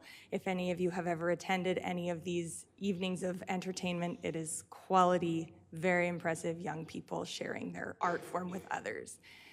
We wanted to talk about 2 participants specifically, just to give you an idea of what kind of an impact the festival does have on these local artists. I don't know this girl. I've never seen her before in my life. Shelby was in grade 10 when we offered our first Strathmore Performing Arts Festival in Strathmore. She grew up singing and performing in other festivals in other places. We went to Drumheller for years, but she had never performed in her own town. So it was kind of a big deal for her to perform. She did continue performing online even during the hiatus due to COVID, and she had made a decision about her future that she would be pursuing a different career path. And her experience at the last festival she competed in was that an adjudicator said to her, "You know, you're good at this. Maybe you should consider pursuing this."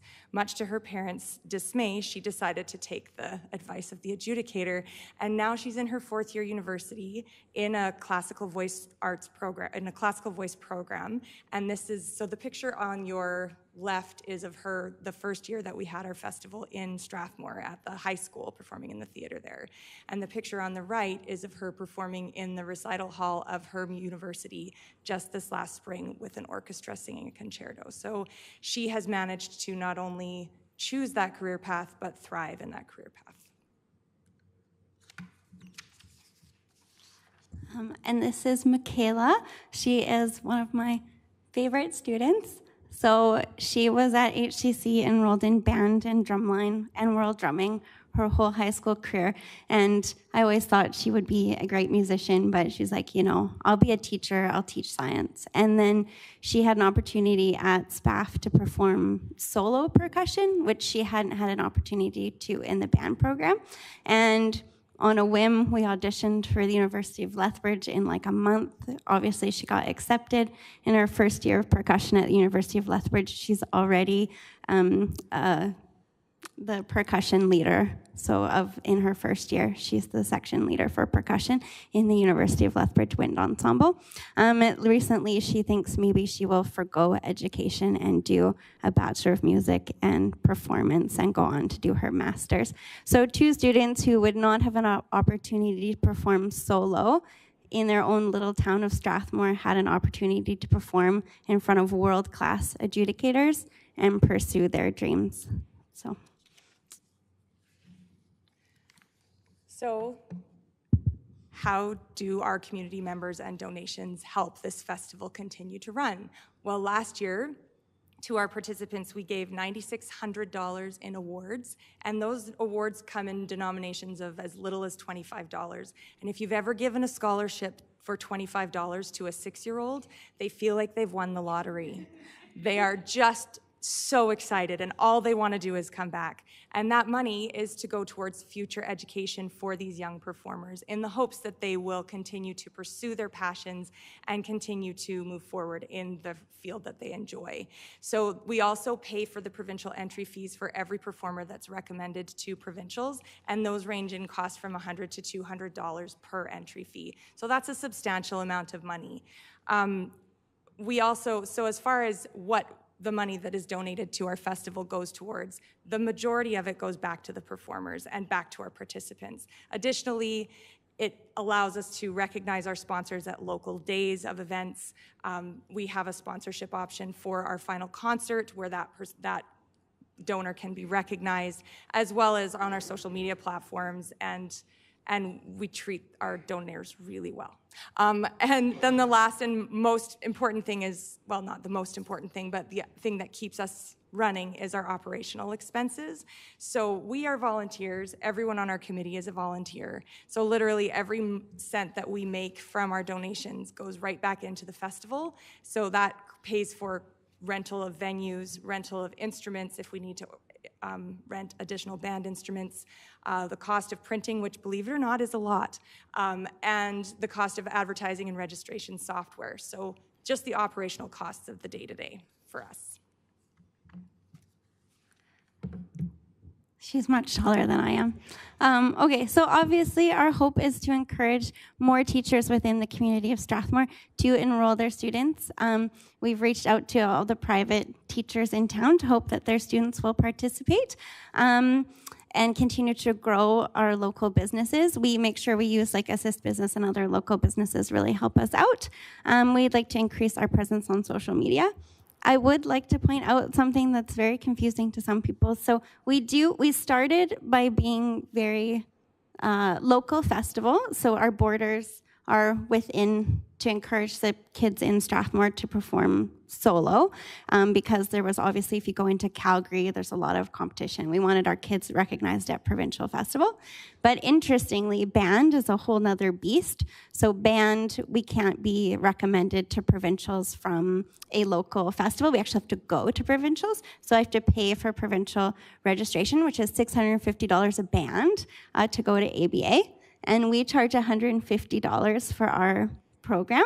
So as of today, our registration doesn't open until December 1st. I already have 12 bands from all across Alberta willing to come to Strathmore to our festival, and we've secured Ken Rogers, a very prominent music educator in Alberta, to come be our adjudicator. So people around Alberta know about Strathmore and they know about our festival. So I'd just like to leave you with a quote. This is why I teach music. Not because I expect you to major in music, not because I expect you to play or sing all your life, not so you can relax, not so you can have fun, but so you will be human, so you will recognize beauty, so you will be closer to an infinite beyond this world, so you will have something to cling to, so you will have more love, more compassion, more gentleness, more good. In short, more life. Thank you. Thank you for your presentation. Questions and comments? Deputy Mayor?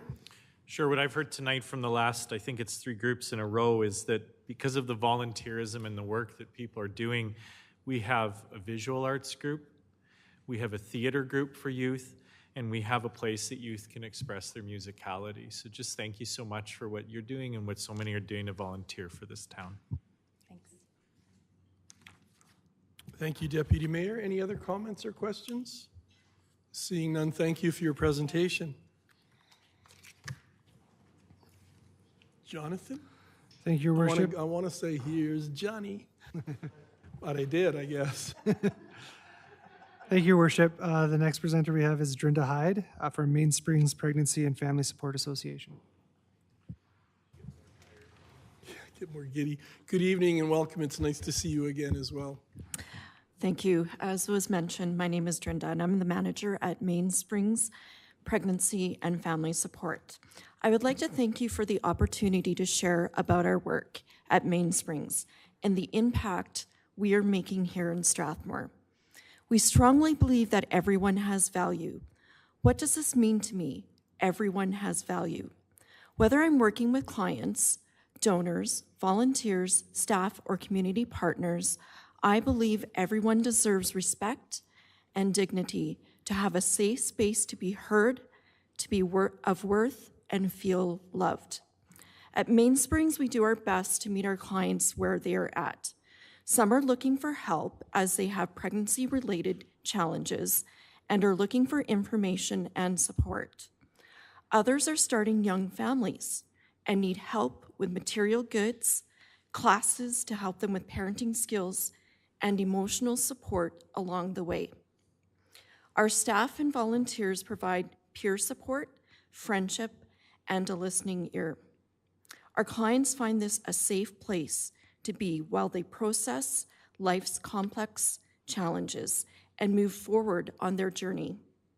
Sometimes we are involved for short-term care, and other times we are supporting their journey for a while, quietly walking alongside them.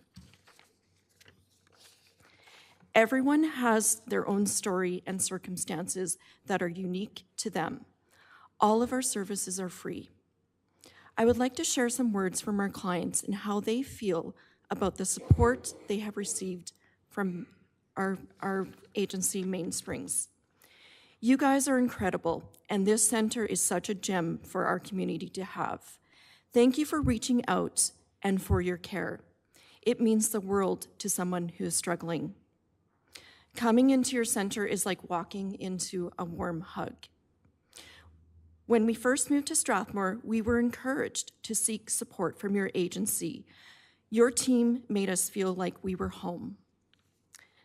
They have all met me with compassion and not 1 ounce of judgment, which is so nice, as I feel we judge ourselves enough. Under the care of Mainsprings, I didn't feel alone and was reminded a lot that me, a new mom who had no clue, mattered very much.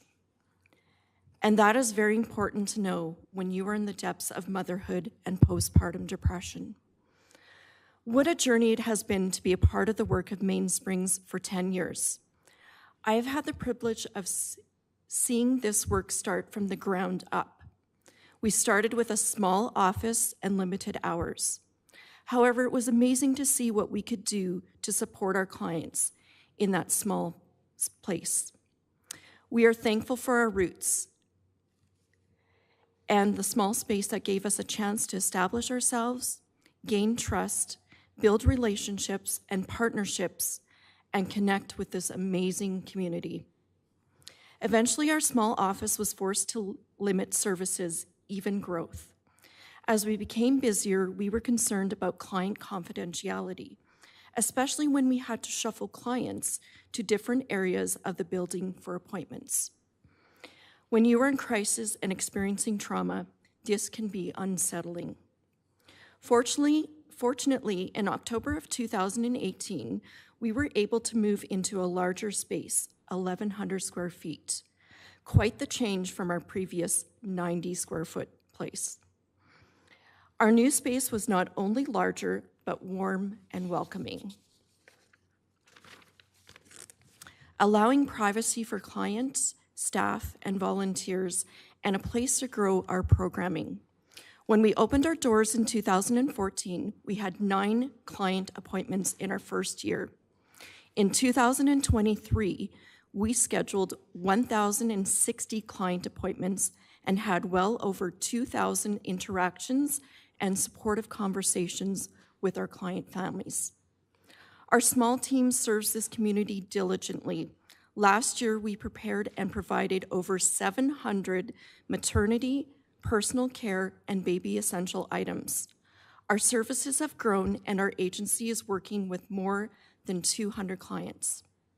Our impact is reaching beyond our in-house clients and is growing in our community as we collaborate with other agencies. I'm currently co-facilitating a postpartum support group in partnership with other agencies and working with Joanne from Recovery Alberta. We are also working closely with Siksika Family Services and the Outreach School. We help families as they face barriers, supporting where we can with the goal, purpose, and hope of keeping families together. This is why wraparound support is so crucial. We have amazing community partnerships. I would like to share a client's story that still impacts me, a story that I have permission to share tonight. I've seen many clients over the years, but sometimes there is that one client, that one story that reminds me of why I love the work I do. We had a young client come to our office one afternoon. She was 6.5 months pregnant at the time and at risk of running away. She was worried about her parents' reaction to her pregnancy and was concerned about telling them.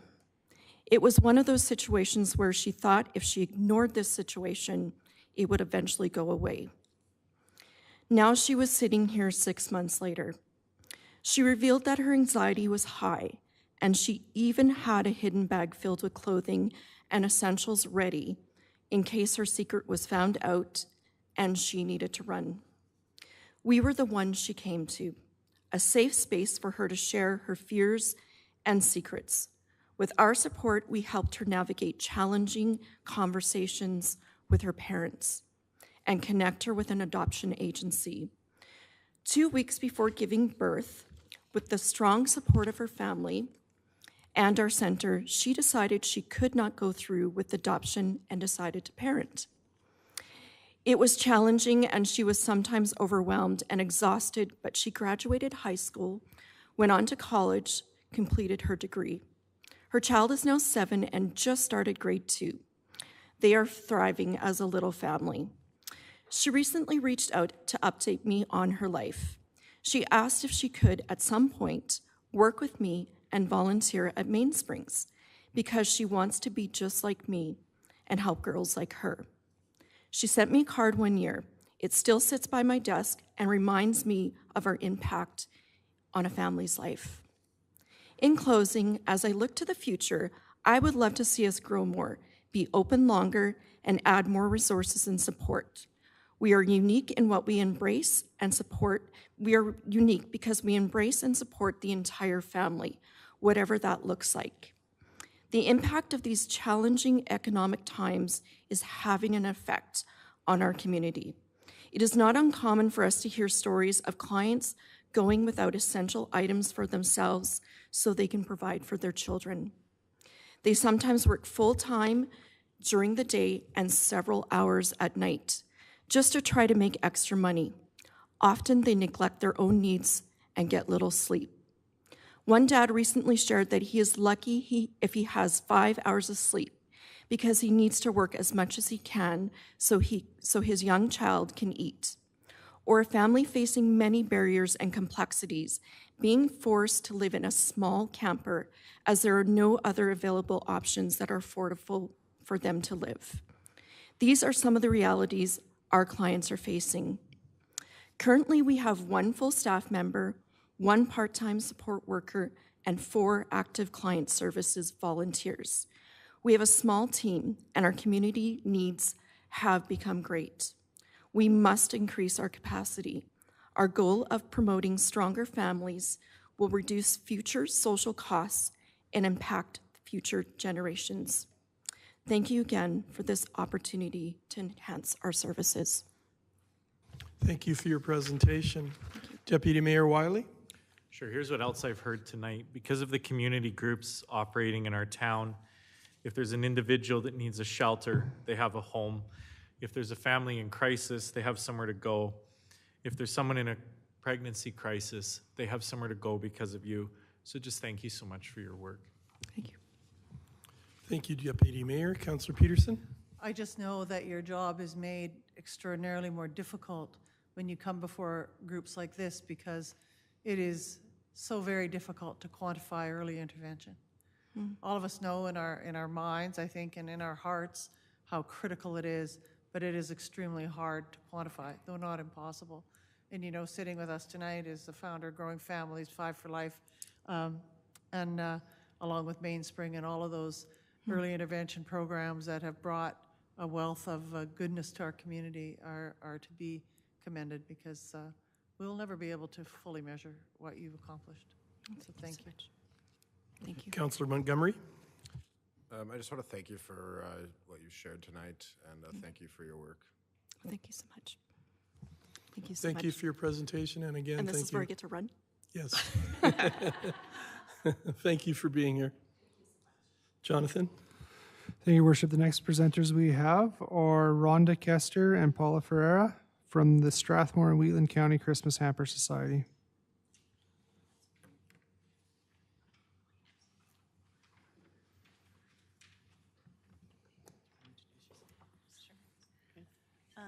Maryland's, our president is not able to be here this evening, so we're the pinch hitters here. So my name is Paula Ferrer. I'm the treasurer with the Christmas Hamper Society. Hi, I'm Rhonda Kester. So we would like to thank you for giving us the opportunity to speak here today on behalf of the Strathmore and Wheatland County Christmas Hamper Society. As I said, my name is Rhonda Kester, and I've been involved with the Christmas Hamper for over 30 years. I've been the Rocky Ford Village Rep for 27 years and a director of the society for 9 years. This campaign began in 1981 when the Strathmore Senior Happy Gang put together a hamper for one family in Strathmore.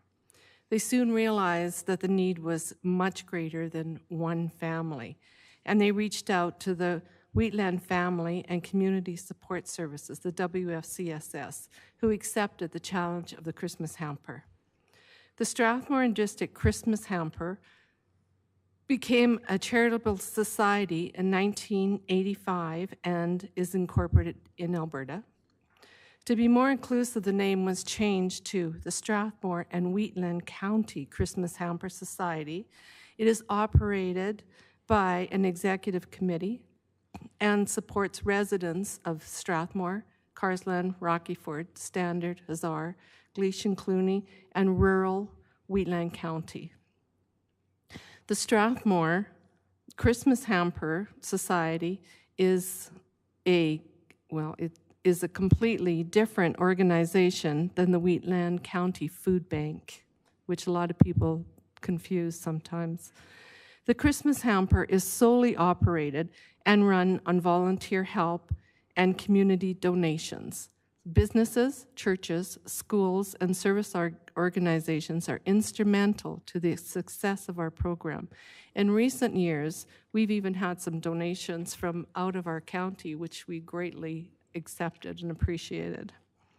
Each year, especially since COVID, the need for help has risen, and we don't expect this to change. So we create a Christmas Day hamper experience, providing each family with what they need to help them enjoy their Christmas. Last year, we provided 246 food hampers and toys and gifts for 332 children ages 0 to 18. Our toy department focuses on ensuring each child gets at least one item on their wish list, and we hope to be able to continue that again this year. The town's Toys for Tickets program helped to ensure this was possible, so we thank you guys for that. This year, we have budgeted for 266 families with approximately 360 children. We were fortunate to be selected for the Greg Ryder Charity Golf Tournament, and this helped with some fundraising this year. And with the country 104.5 hamper days and generous donations, we do hope that we will be able to meet our fundraising goals again this season. We currently have a group of dedicated volunteers that are year-round volunteers that make this fundraising possible, so a big thanks to them. Our mission is to ensure that no family and no child in the county goes without food or toys at Christmas time. So we thank you for having us here today. We appreciate your past support, and we hope we can look forward to your continued support to make our 2024 campaign a success again. Thank you. Thank you for your presentation. Are there any questions for our presenters or comments? Thank you. All right, thank you. I just wanted to say thank you for letting us present, but also thank you for giving us the opportunity to hear from all these other organizations. It's been wonderful. Thank you for that. Jonathan? Thank you, Worship. The next presenters we have are Ann Horn and Rachel Dick Hughes from the Strathmore Municipal Library. Good evening, Mayor and councillors. My name is Ann Horn, and I have the privilege of being the chair of the Strathmore Library. My partner is Rachel Dick Hughes, the director of the Strathmore Library. We are here to thank you for the 2024 funding and report where it was spent and to request funding to meet the community needs of 2025. We just want to give you an update on what your investment did last year. We had 6 new public computers, which were faster and led to less frustration for patrons. More programs for all ages. They were widely supported by 5,712 participants just between January and August. We will be offering extended hours effective November 2024 to give those who are working or after school to have more use of the library. Wages were increased to approach 2022 average for the other Marigold libraries. These are the stats for just January to August 2024.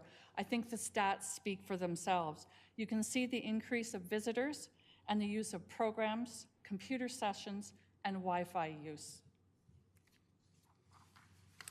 So for 2025, we really want to focus on early literacy, which is one of the most effective ways to ensure a child's future success. There's a domino effect where making sure a child has access to books and shared reading experiences leads to a better vocabulary and better reading fluency. This leads children to read for enjoyment, which allows them to grow and thrive academically. So actually, access to books is a greater predictor of an adolescent's academic success than the parental education levels. So it really is a leveling tool for us. Over half of our collection is made up of books for children 0 to 12, and over 2,600 of those books are in families' homes tonight as we speak. The best outcomes for children are found when they have support for caregivers during these early literacy interactions. So we have highly trained staff who can model storytelling, rhyming, singing, and reading for caregivers to ensure that they can make the most of those really crucial years. We have just some feedback from a mom who says, when I had a baby and was home alone all day, I knew I needed some connection. A neighbor suggested the Twinkle Babies program, and it was the best thing I could have done. Now my daughter's 2.5, and the library is one of our family's favorite places, and that's her family right there in the children's area. Our Book Buddies program is designed for later intervention and support. We have 12 volunteers who meet weekly with children to read together either in English or in French. We have 27 children enrolled right now, and we'll open registration again in January for a new round. This program has been really impactful for Strathmore families, and here there's feedback from one mom whose daughter has a speech disability, and she looks forward to coming to read with her reading buddy every week. The mom is just so grateful that she has something in town that she can come to on a regular basis. Current opportunities for teens and young adults at the library include a teen-run book club and also a monthly poetry cafe. So Here's some photos from our event Thanksgiving weekend. We had 25 people in attendance with teens and young adults reciting poetry and performing their work. This program is facilitated by a fantastic volunteer named Michael, and it's created just a really wonderfully supportive arts community for young people in Strathmore, kind of rounding out the arts scene you're hearing about tonight for kids. And we're just so pleased with how it's been embraced and how it's providing a really safe space for young people. So you can see this picture of 3 grads here. This year we had 4 grads in the GED program, and I had the privilege of attending their graduation. This was complete with cap and gowns, flowers, and presentations of their diplomas. This was our first graduating class from the SAIL program. Doesn't sound like much, but to these 4 people, for one reason or another, that didn't have the chance to graduate, it meant everything to them and their families. For these students, it gives them the chance to move on to bigger and better things. Teachers and SAIL staff gave of their time to help these and other SAIL programs. Some of the other programs that are with the SAIL program is the financial literacy, fraud protection, literacy for adults of all ages, cultural storytelling, foundation of life skills, and citizenship courses. One area where we've seen a lot of growth is English language learning for adults through the SAIL program. So we're currently offering 4 English language courses. And last academic year, we provided 177 seats in English language learning. I expect that number to be quite a bit higher this year. We are very grateful to Crowther Memorial Junior High School for offering space for our evening classes, because right now there's just too much going on at the library to accommodate the number of offerings we need. So as one of the reasons that I joined the library board in the first place was to get to know people in the community, as I was new to Strathmore. I think that newcomers to Strathmore have quickly found out that the library is truly a welcoming place with great friendly staff that go above and beyond to make all the patrons feel welcome. Our fundraising initiatives, last year, I know it was kindly pointed out that we didn't have many, so we have listed these for you. These fundraising efforts by our dedicated group of board members, volunteers, and staff have raised over $9,000. We are appreciative of the support from MP Martin Shields, Domino's Pizza, Sips and Slices, PV Mart, Tina's No Frills, Home Hardware, and Strathmore Co-op. We are not done yet, as we have the Cat Cafe coming up on November 16th and our silent auction November 29th and 30th. So now we come to our request for 2025, and I did submit a document that has more detail about these areas of need for your information. Our main priority is staffing. The Government of Alberta has a best practices for libraries document, and right now we are below the staffing levels required to meet an essential level of service for a municipality of this size. We see a lot of opportunity for growth that we could accommodate if we had more staffing. We'd love to provide extra sessions of waitlisted programs. Our Twinkle Babies program that was mentioned earlier, we had registration open last week, and we've got 4 families waitlisted already. We also have opportunities that have come up recently to partner on a teen homework help club, or to do reading to seniors who are no longer able to read themselves or even to manage audiobooks, but we just don't have the capacity right now to coordinate those in a successful way. We'd like to implement some new technology at the library, and we also need support to manage increased costs. Supply costs are putting a strain on the budget, partly due to just increased prices, but also increased volume of visitors at the library. So by the end of this year, we anticipate welcoming over 65,000 visits. We know that your budgets are really tight and you're making difficult decisions. And we want to remind you of this statistic from last year from the Canadian Urban Institute that says an investment in library programming generates over 6 times more in economic and social benefits. We're not asking you to invest in our library because it feels good, although it does. I hope you feel it. But the impact of investment in libraries is far-reaching and it's long-lasting. An investment in our library is an investment in the future of Strathmore. So we really appreciate your support. Thank you. Do you have any questions? Thank you. Councillors, any questions? Councillor Peterson? I just had one question. I was wondering if you could explain why the Marigold Service Grant decreased. Yeah, that has to do with the Alberta Municipal Affairs population So it comes from numbers. there. That's, yep, I Yeah, understand. it's been a bit of a kerfuffle over the last year. Thank you, Councillor Peterson. Any other questions? Thank you for your presentation. Oh, sorry. Oh, I was just Deputy going to say Mayor. two numbers that jumped out for me is a 9% increase in visitors. I think any company would be just delighted to see that kind of increase in use. So well done. Thank you. I think if you go on to Facebook, you'll notice that we get a lot of people come on there and say that they're recommending the library to go as a safe place and for, especially for new immigrants and new people to Strathmore, to just feel welcome and find something for their families to do. Well, you think about that, 177 seats in English as a second language, like that's impacting, like you gave the quote, investment in library generates 6 times more economic impact. You imagine the families that's impacting, that whole families are able to learn English as a second language, so. One of those graduates of the SAIL program was from Ukraine.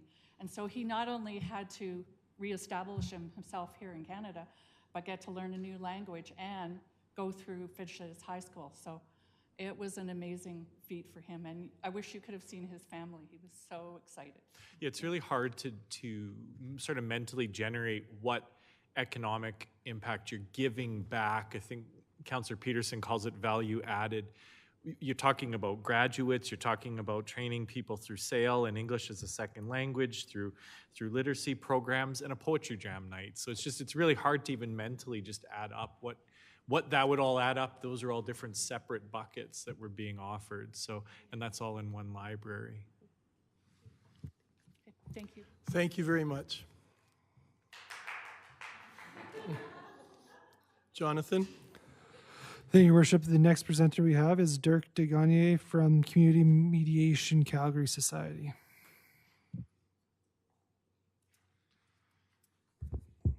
Thank you, Worship.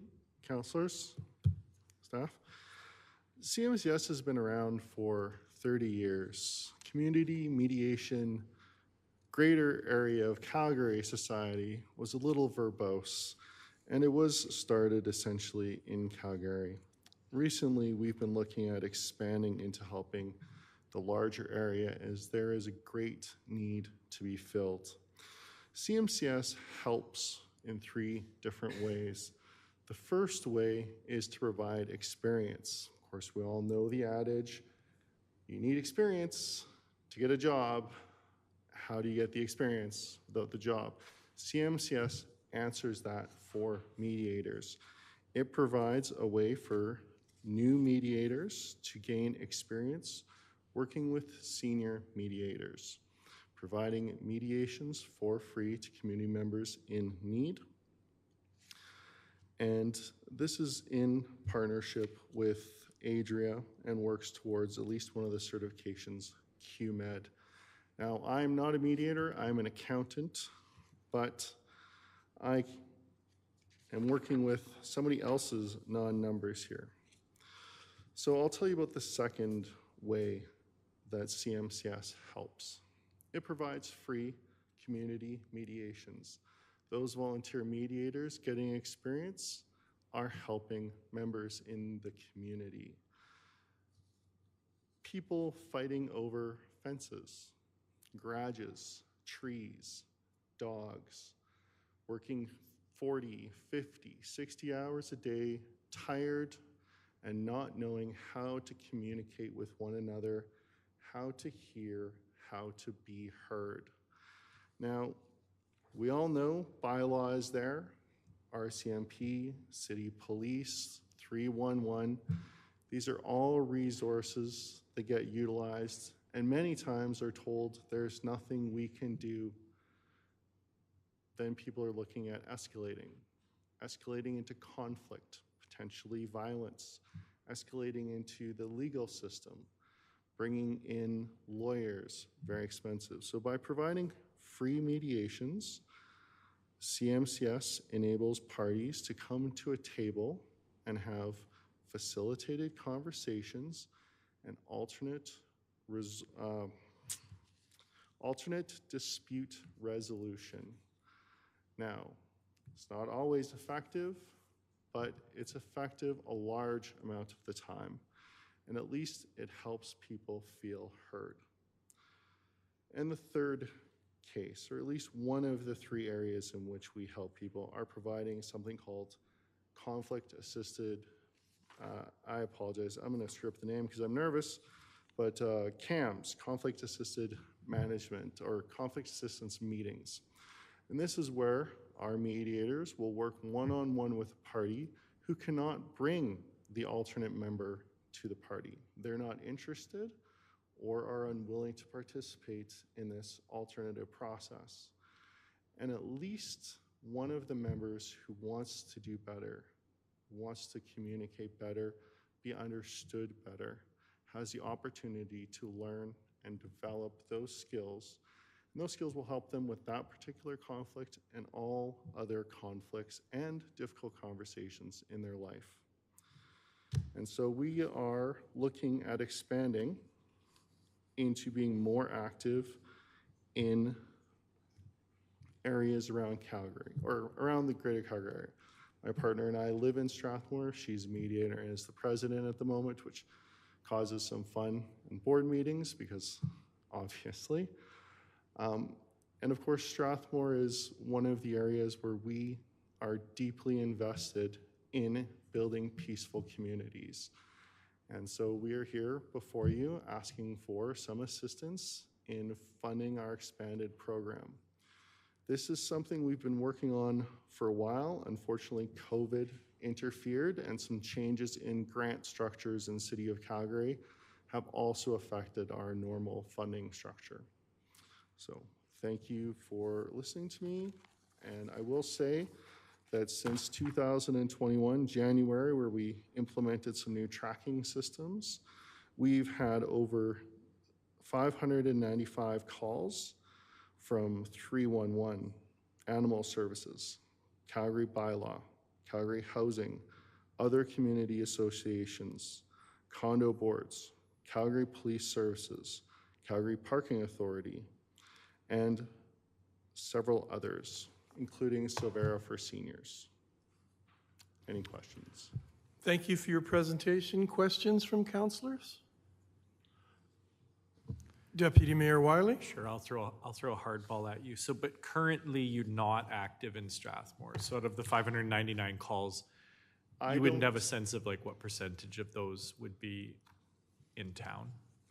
No, historically, CMCS was primarily active in Calgary, and most of the members are in Calgary. We do have mediations and CAMs, and the workshops that we host are open largely to anybody, but our tracking mechanism currently doesn't narrow down from where the clients are coming from. Well, what you're doing sounds really interesting and really intriguing, so thank you for coming out tonight. Be happy to have further conversation offline. Thank you for your presentation. Thank you. Jonathan? Thank you, Worshiping Council. Our next presenters are not here, so we will move to Michelle Shave with Happy Cat Sanctuary.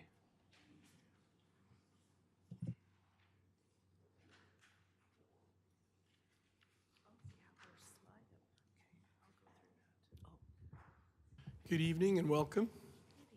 Good evening, Mr. Mayor and councilors. This is Michelle Shave, and I'm Barb Stefanich, and we are the co-founders of Happy Cat Sanctuary. We've put together an extensive PowerPoint presentation for all of you to review. We don't have time tonight to read through each page, so we are just going to give you the basics of what we've done over the last year and what some changes will be in the future. In 2023, we rescued a total of 201 cats, 96 directly from the town of Strathmore, 55 from the county of Wheatland, and 50 from the surrounding areas. In 2023, we adopted a total of 182 cats. 60 stayed in new homes in Strathmore, 122 went to new homes in the surrounding areas and Calgary. We have also heard that some people feel that funding us is too expensive. We beg to differ. If we were not in Strathmore doing what we do, then the town would have to hire another bylaw officer, which would cost well over $100,000 a year based on Calgary's bylaw wages and expenses. We have also heard that the town could just do away with any CAT bylaws whatsoever. But what this would do is undo all of the work that our organization has done for the town over the last 21 years. There would be an overpopulation of cats, damage to residents' property, nuisance to residents. It would be cruelty to animals. It would be horrific and have a very negative impact on how people view living in and wanting to live in Strathmore. Strathmore should be very proud of themselves for helping us keep cats under control and giving the residents an easy way to involve cats and volunteering into their lives.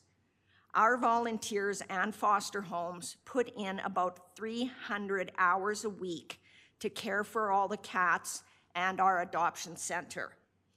We work closely with the town bylaw officers, and they endorse everything that we do. In August of 2024, Happy Cat was able to purchase their own building with a kind donation from a local family. Our new facility is at 118 2nd Avenue downtown. We have 4 adoption rooms, 4 intake rooms, a laundry room, a wheelchair accessible bathroom, large storage room for food and litter, and a large area in the front of the building for retail sales of cat and dog supplies. The residents and volunteers all love the new space. Tonight, we wanted to update you on what has gone on in 2024. To date, we have rescued 200 cats. We have adopted 114 cats into new homes, and we have about 90 cats in foster homes and at our adoption center. We are also still adopting cats out of PetSmart in Calgary and Pet Value in Strathmore. In 2025, one of our main focuses is going to be on our feral cat trap neuter spay return program in town. This is also known as TNR. We have already started lining up residents to assist us in several areas of town. Today, we are asking for $50,000, which is the same amount that we have always asked for, even though all our expenses keep going up. We have dedicated volunteers, foster homes, adopters, and dedicated monetary supporters that do not want to see us leave. Thank you for your time tonight, and we would love to answer any questions that you have. Thank you for your presentation. Councillor Mitzner. I have one quick question. Is there any funding available through the Humane Society? No. Nothing? Unfortunately not. No. Okay, thank you. Councillor Montgomery. Thank you very much for the presentation. Obviously, I'm the person that's always kind of questioning, is there a better way to do this? Why is it not being done this way? And, you guys have answered all my questions, and thank you very much for that. Thank you for the tour, Michelle. And, I just want to say, it's very impressive, the changes that you've been making and the steps that you've been taking, to become more efficient and to, kind of, do more with what you get. And so I think you've converted a doubter into a supporter, so thank you. Awesome. Thank you so much. Councillor Peterson. I just wanted to say one of the things that I was really, when Councillor Langmaid and Mayor and I were at the opening, that one thing I didn't know, that when I was in your retail area, you said that everything there was donated. Correct. And so that's 100% profit that you've been able to generate through those partnerships that you have. I thought that was a really impressive thing that I hadn't previously known. Yeah, that was new. We tried to implement that in our last adoption center, but space-wise, it just wasn't quite working out. So this gives us the opportunity to make money in that way for the cats, and it all goes right. If people are looking for Christmas presents for their pets, there's no better place. And people, yes. Yeah, it was really impressive. Thank you. Thank you. Any other questions? Councillor Montgomery? Actually, I just want to add to the several people that are obviously listening to this or watching this meeting at home. I encourage everybody to go down and take a tour of the facility and check out the cats there, and maybe play with some cats, and become attached to one. So yeah, my kids actually they're going to be volunteering this weekend. So yeah, my daughter loves going down there. So yeah, thank you. Thank you. Thank you for your presentation, and it was great seeing you again. Thank you guys Say hi to very Vaughn. much. I will. Take care. Vaughn the cat. Bye. See ya. So that brings us to the conclusion of our organizational night as well as the financial requests. So I guess all we have to do is adjourn the meeting. Your Worship, if I might.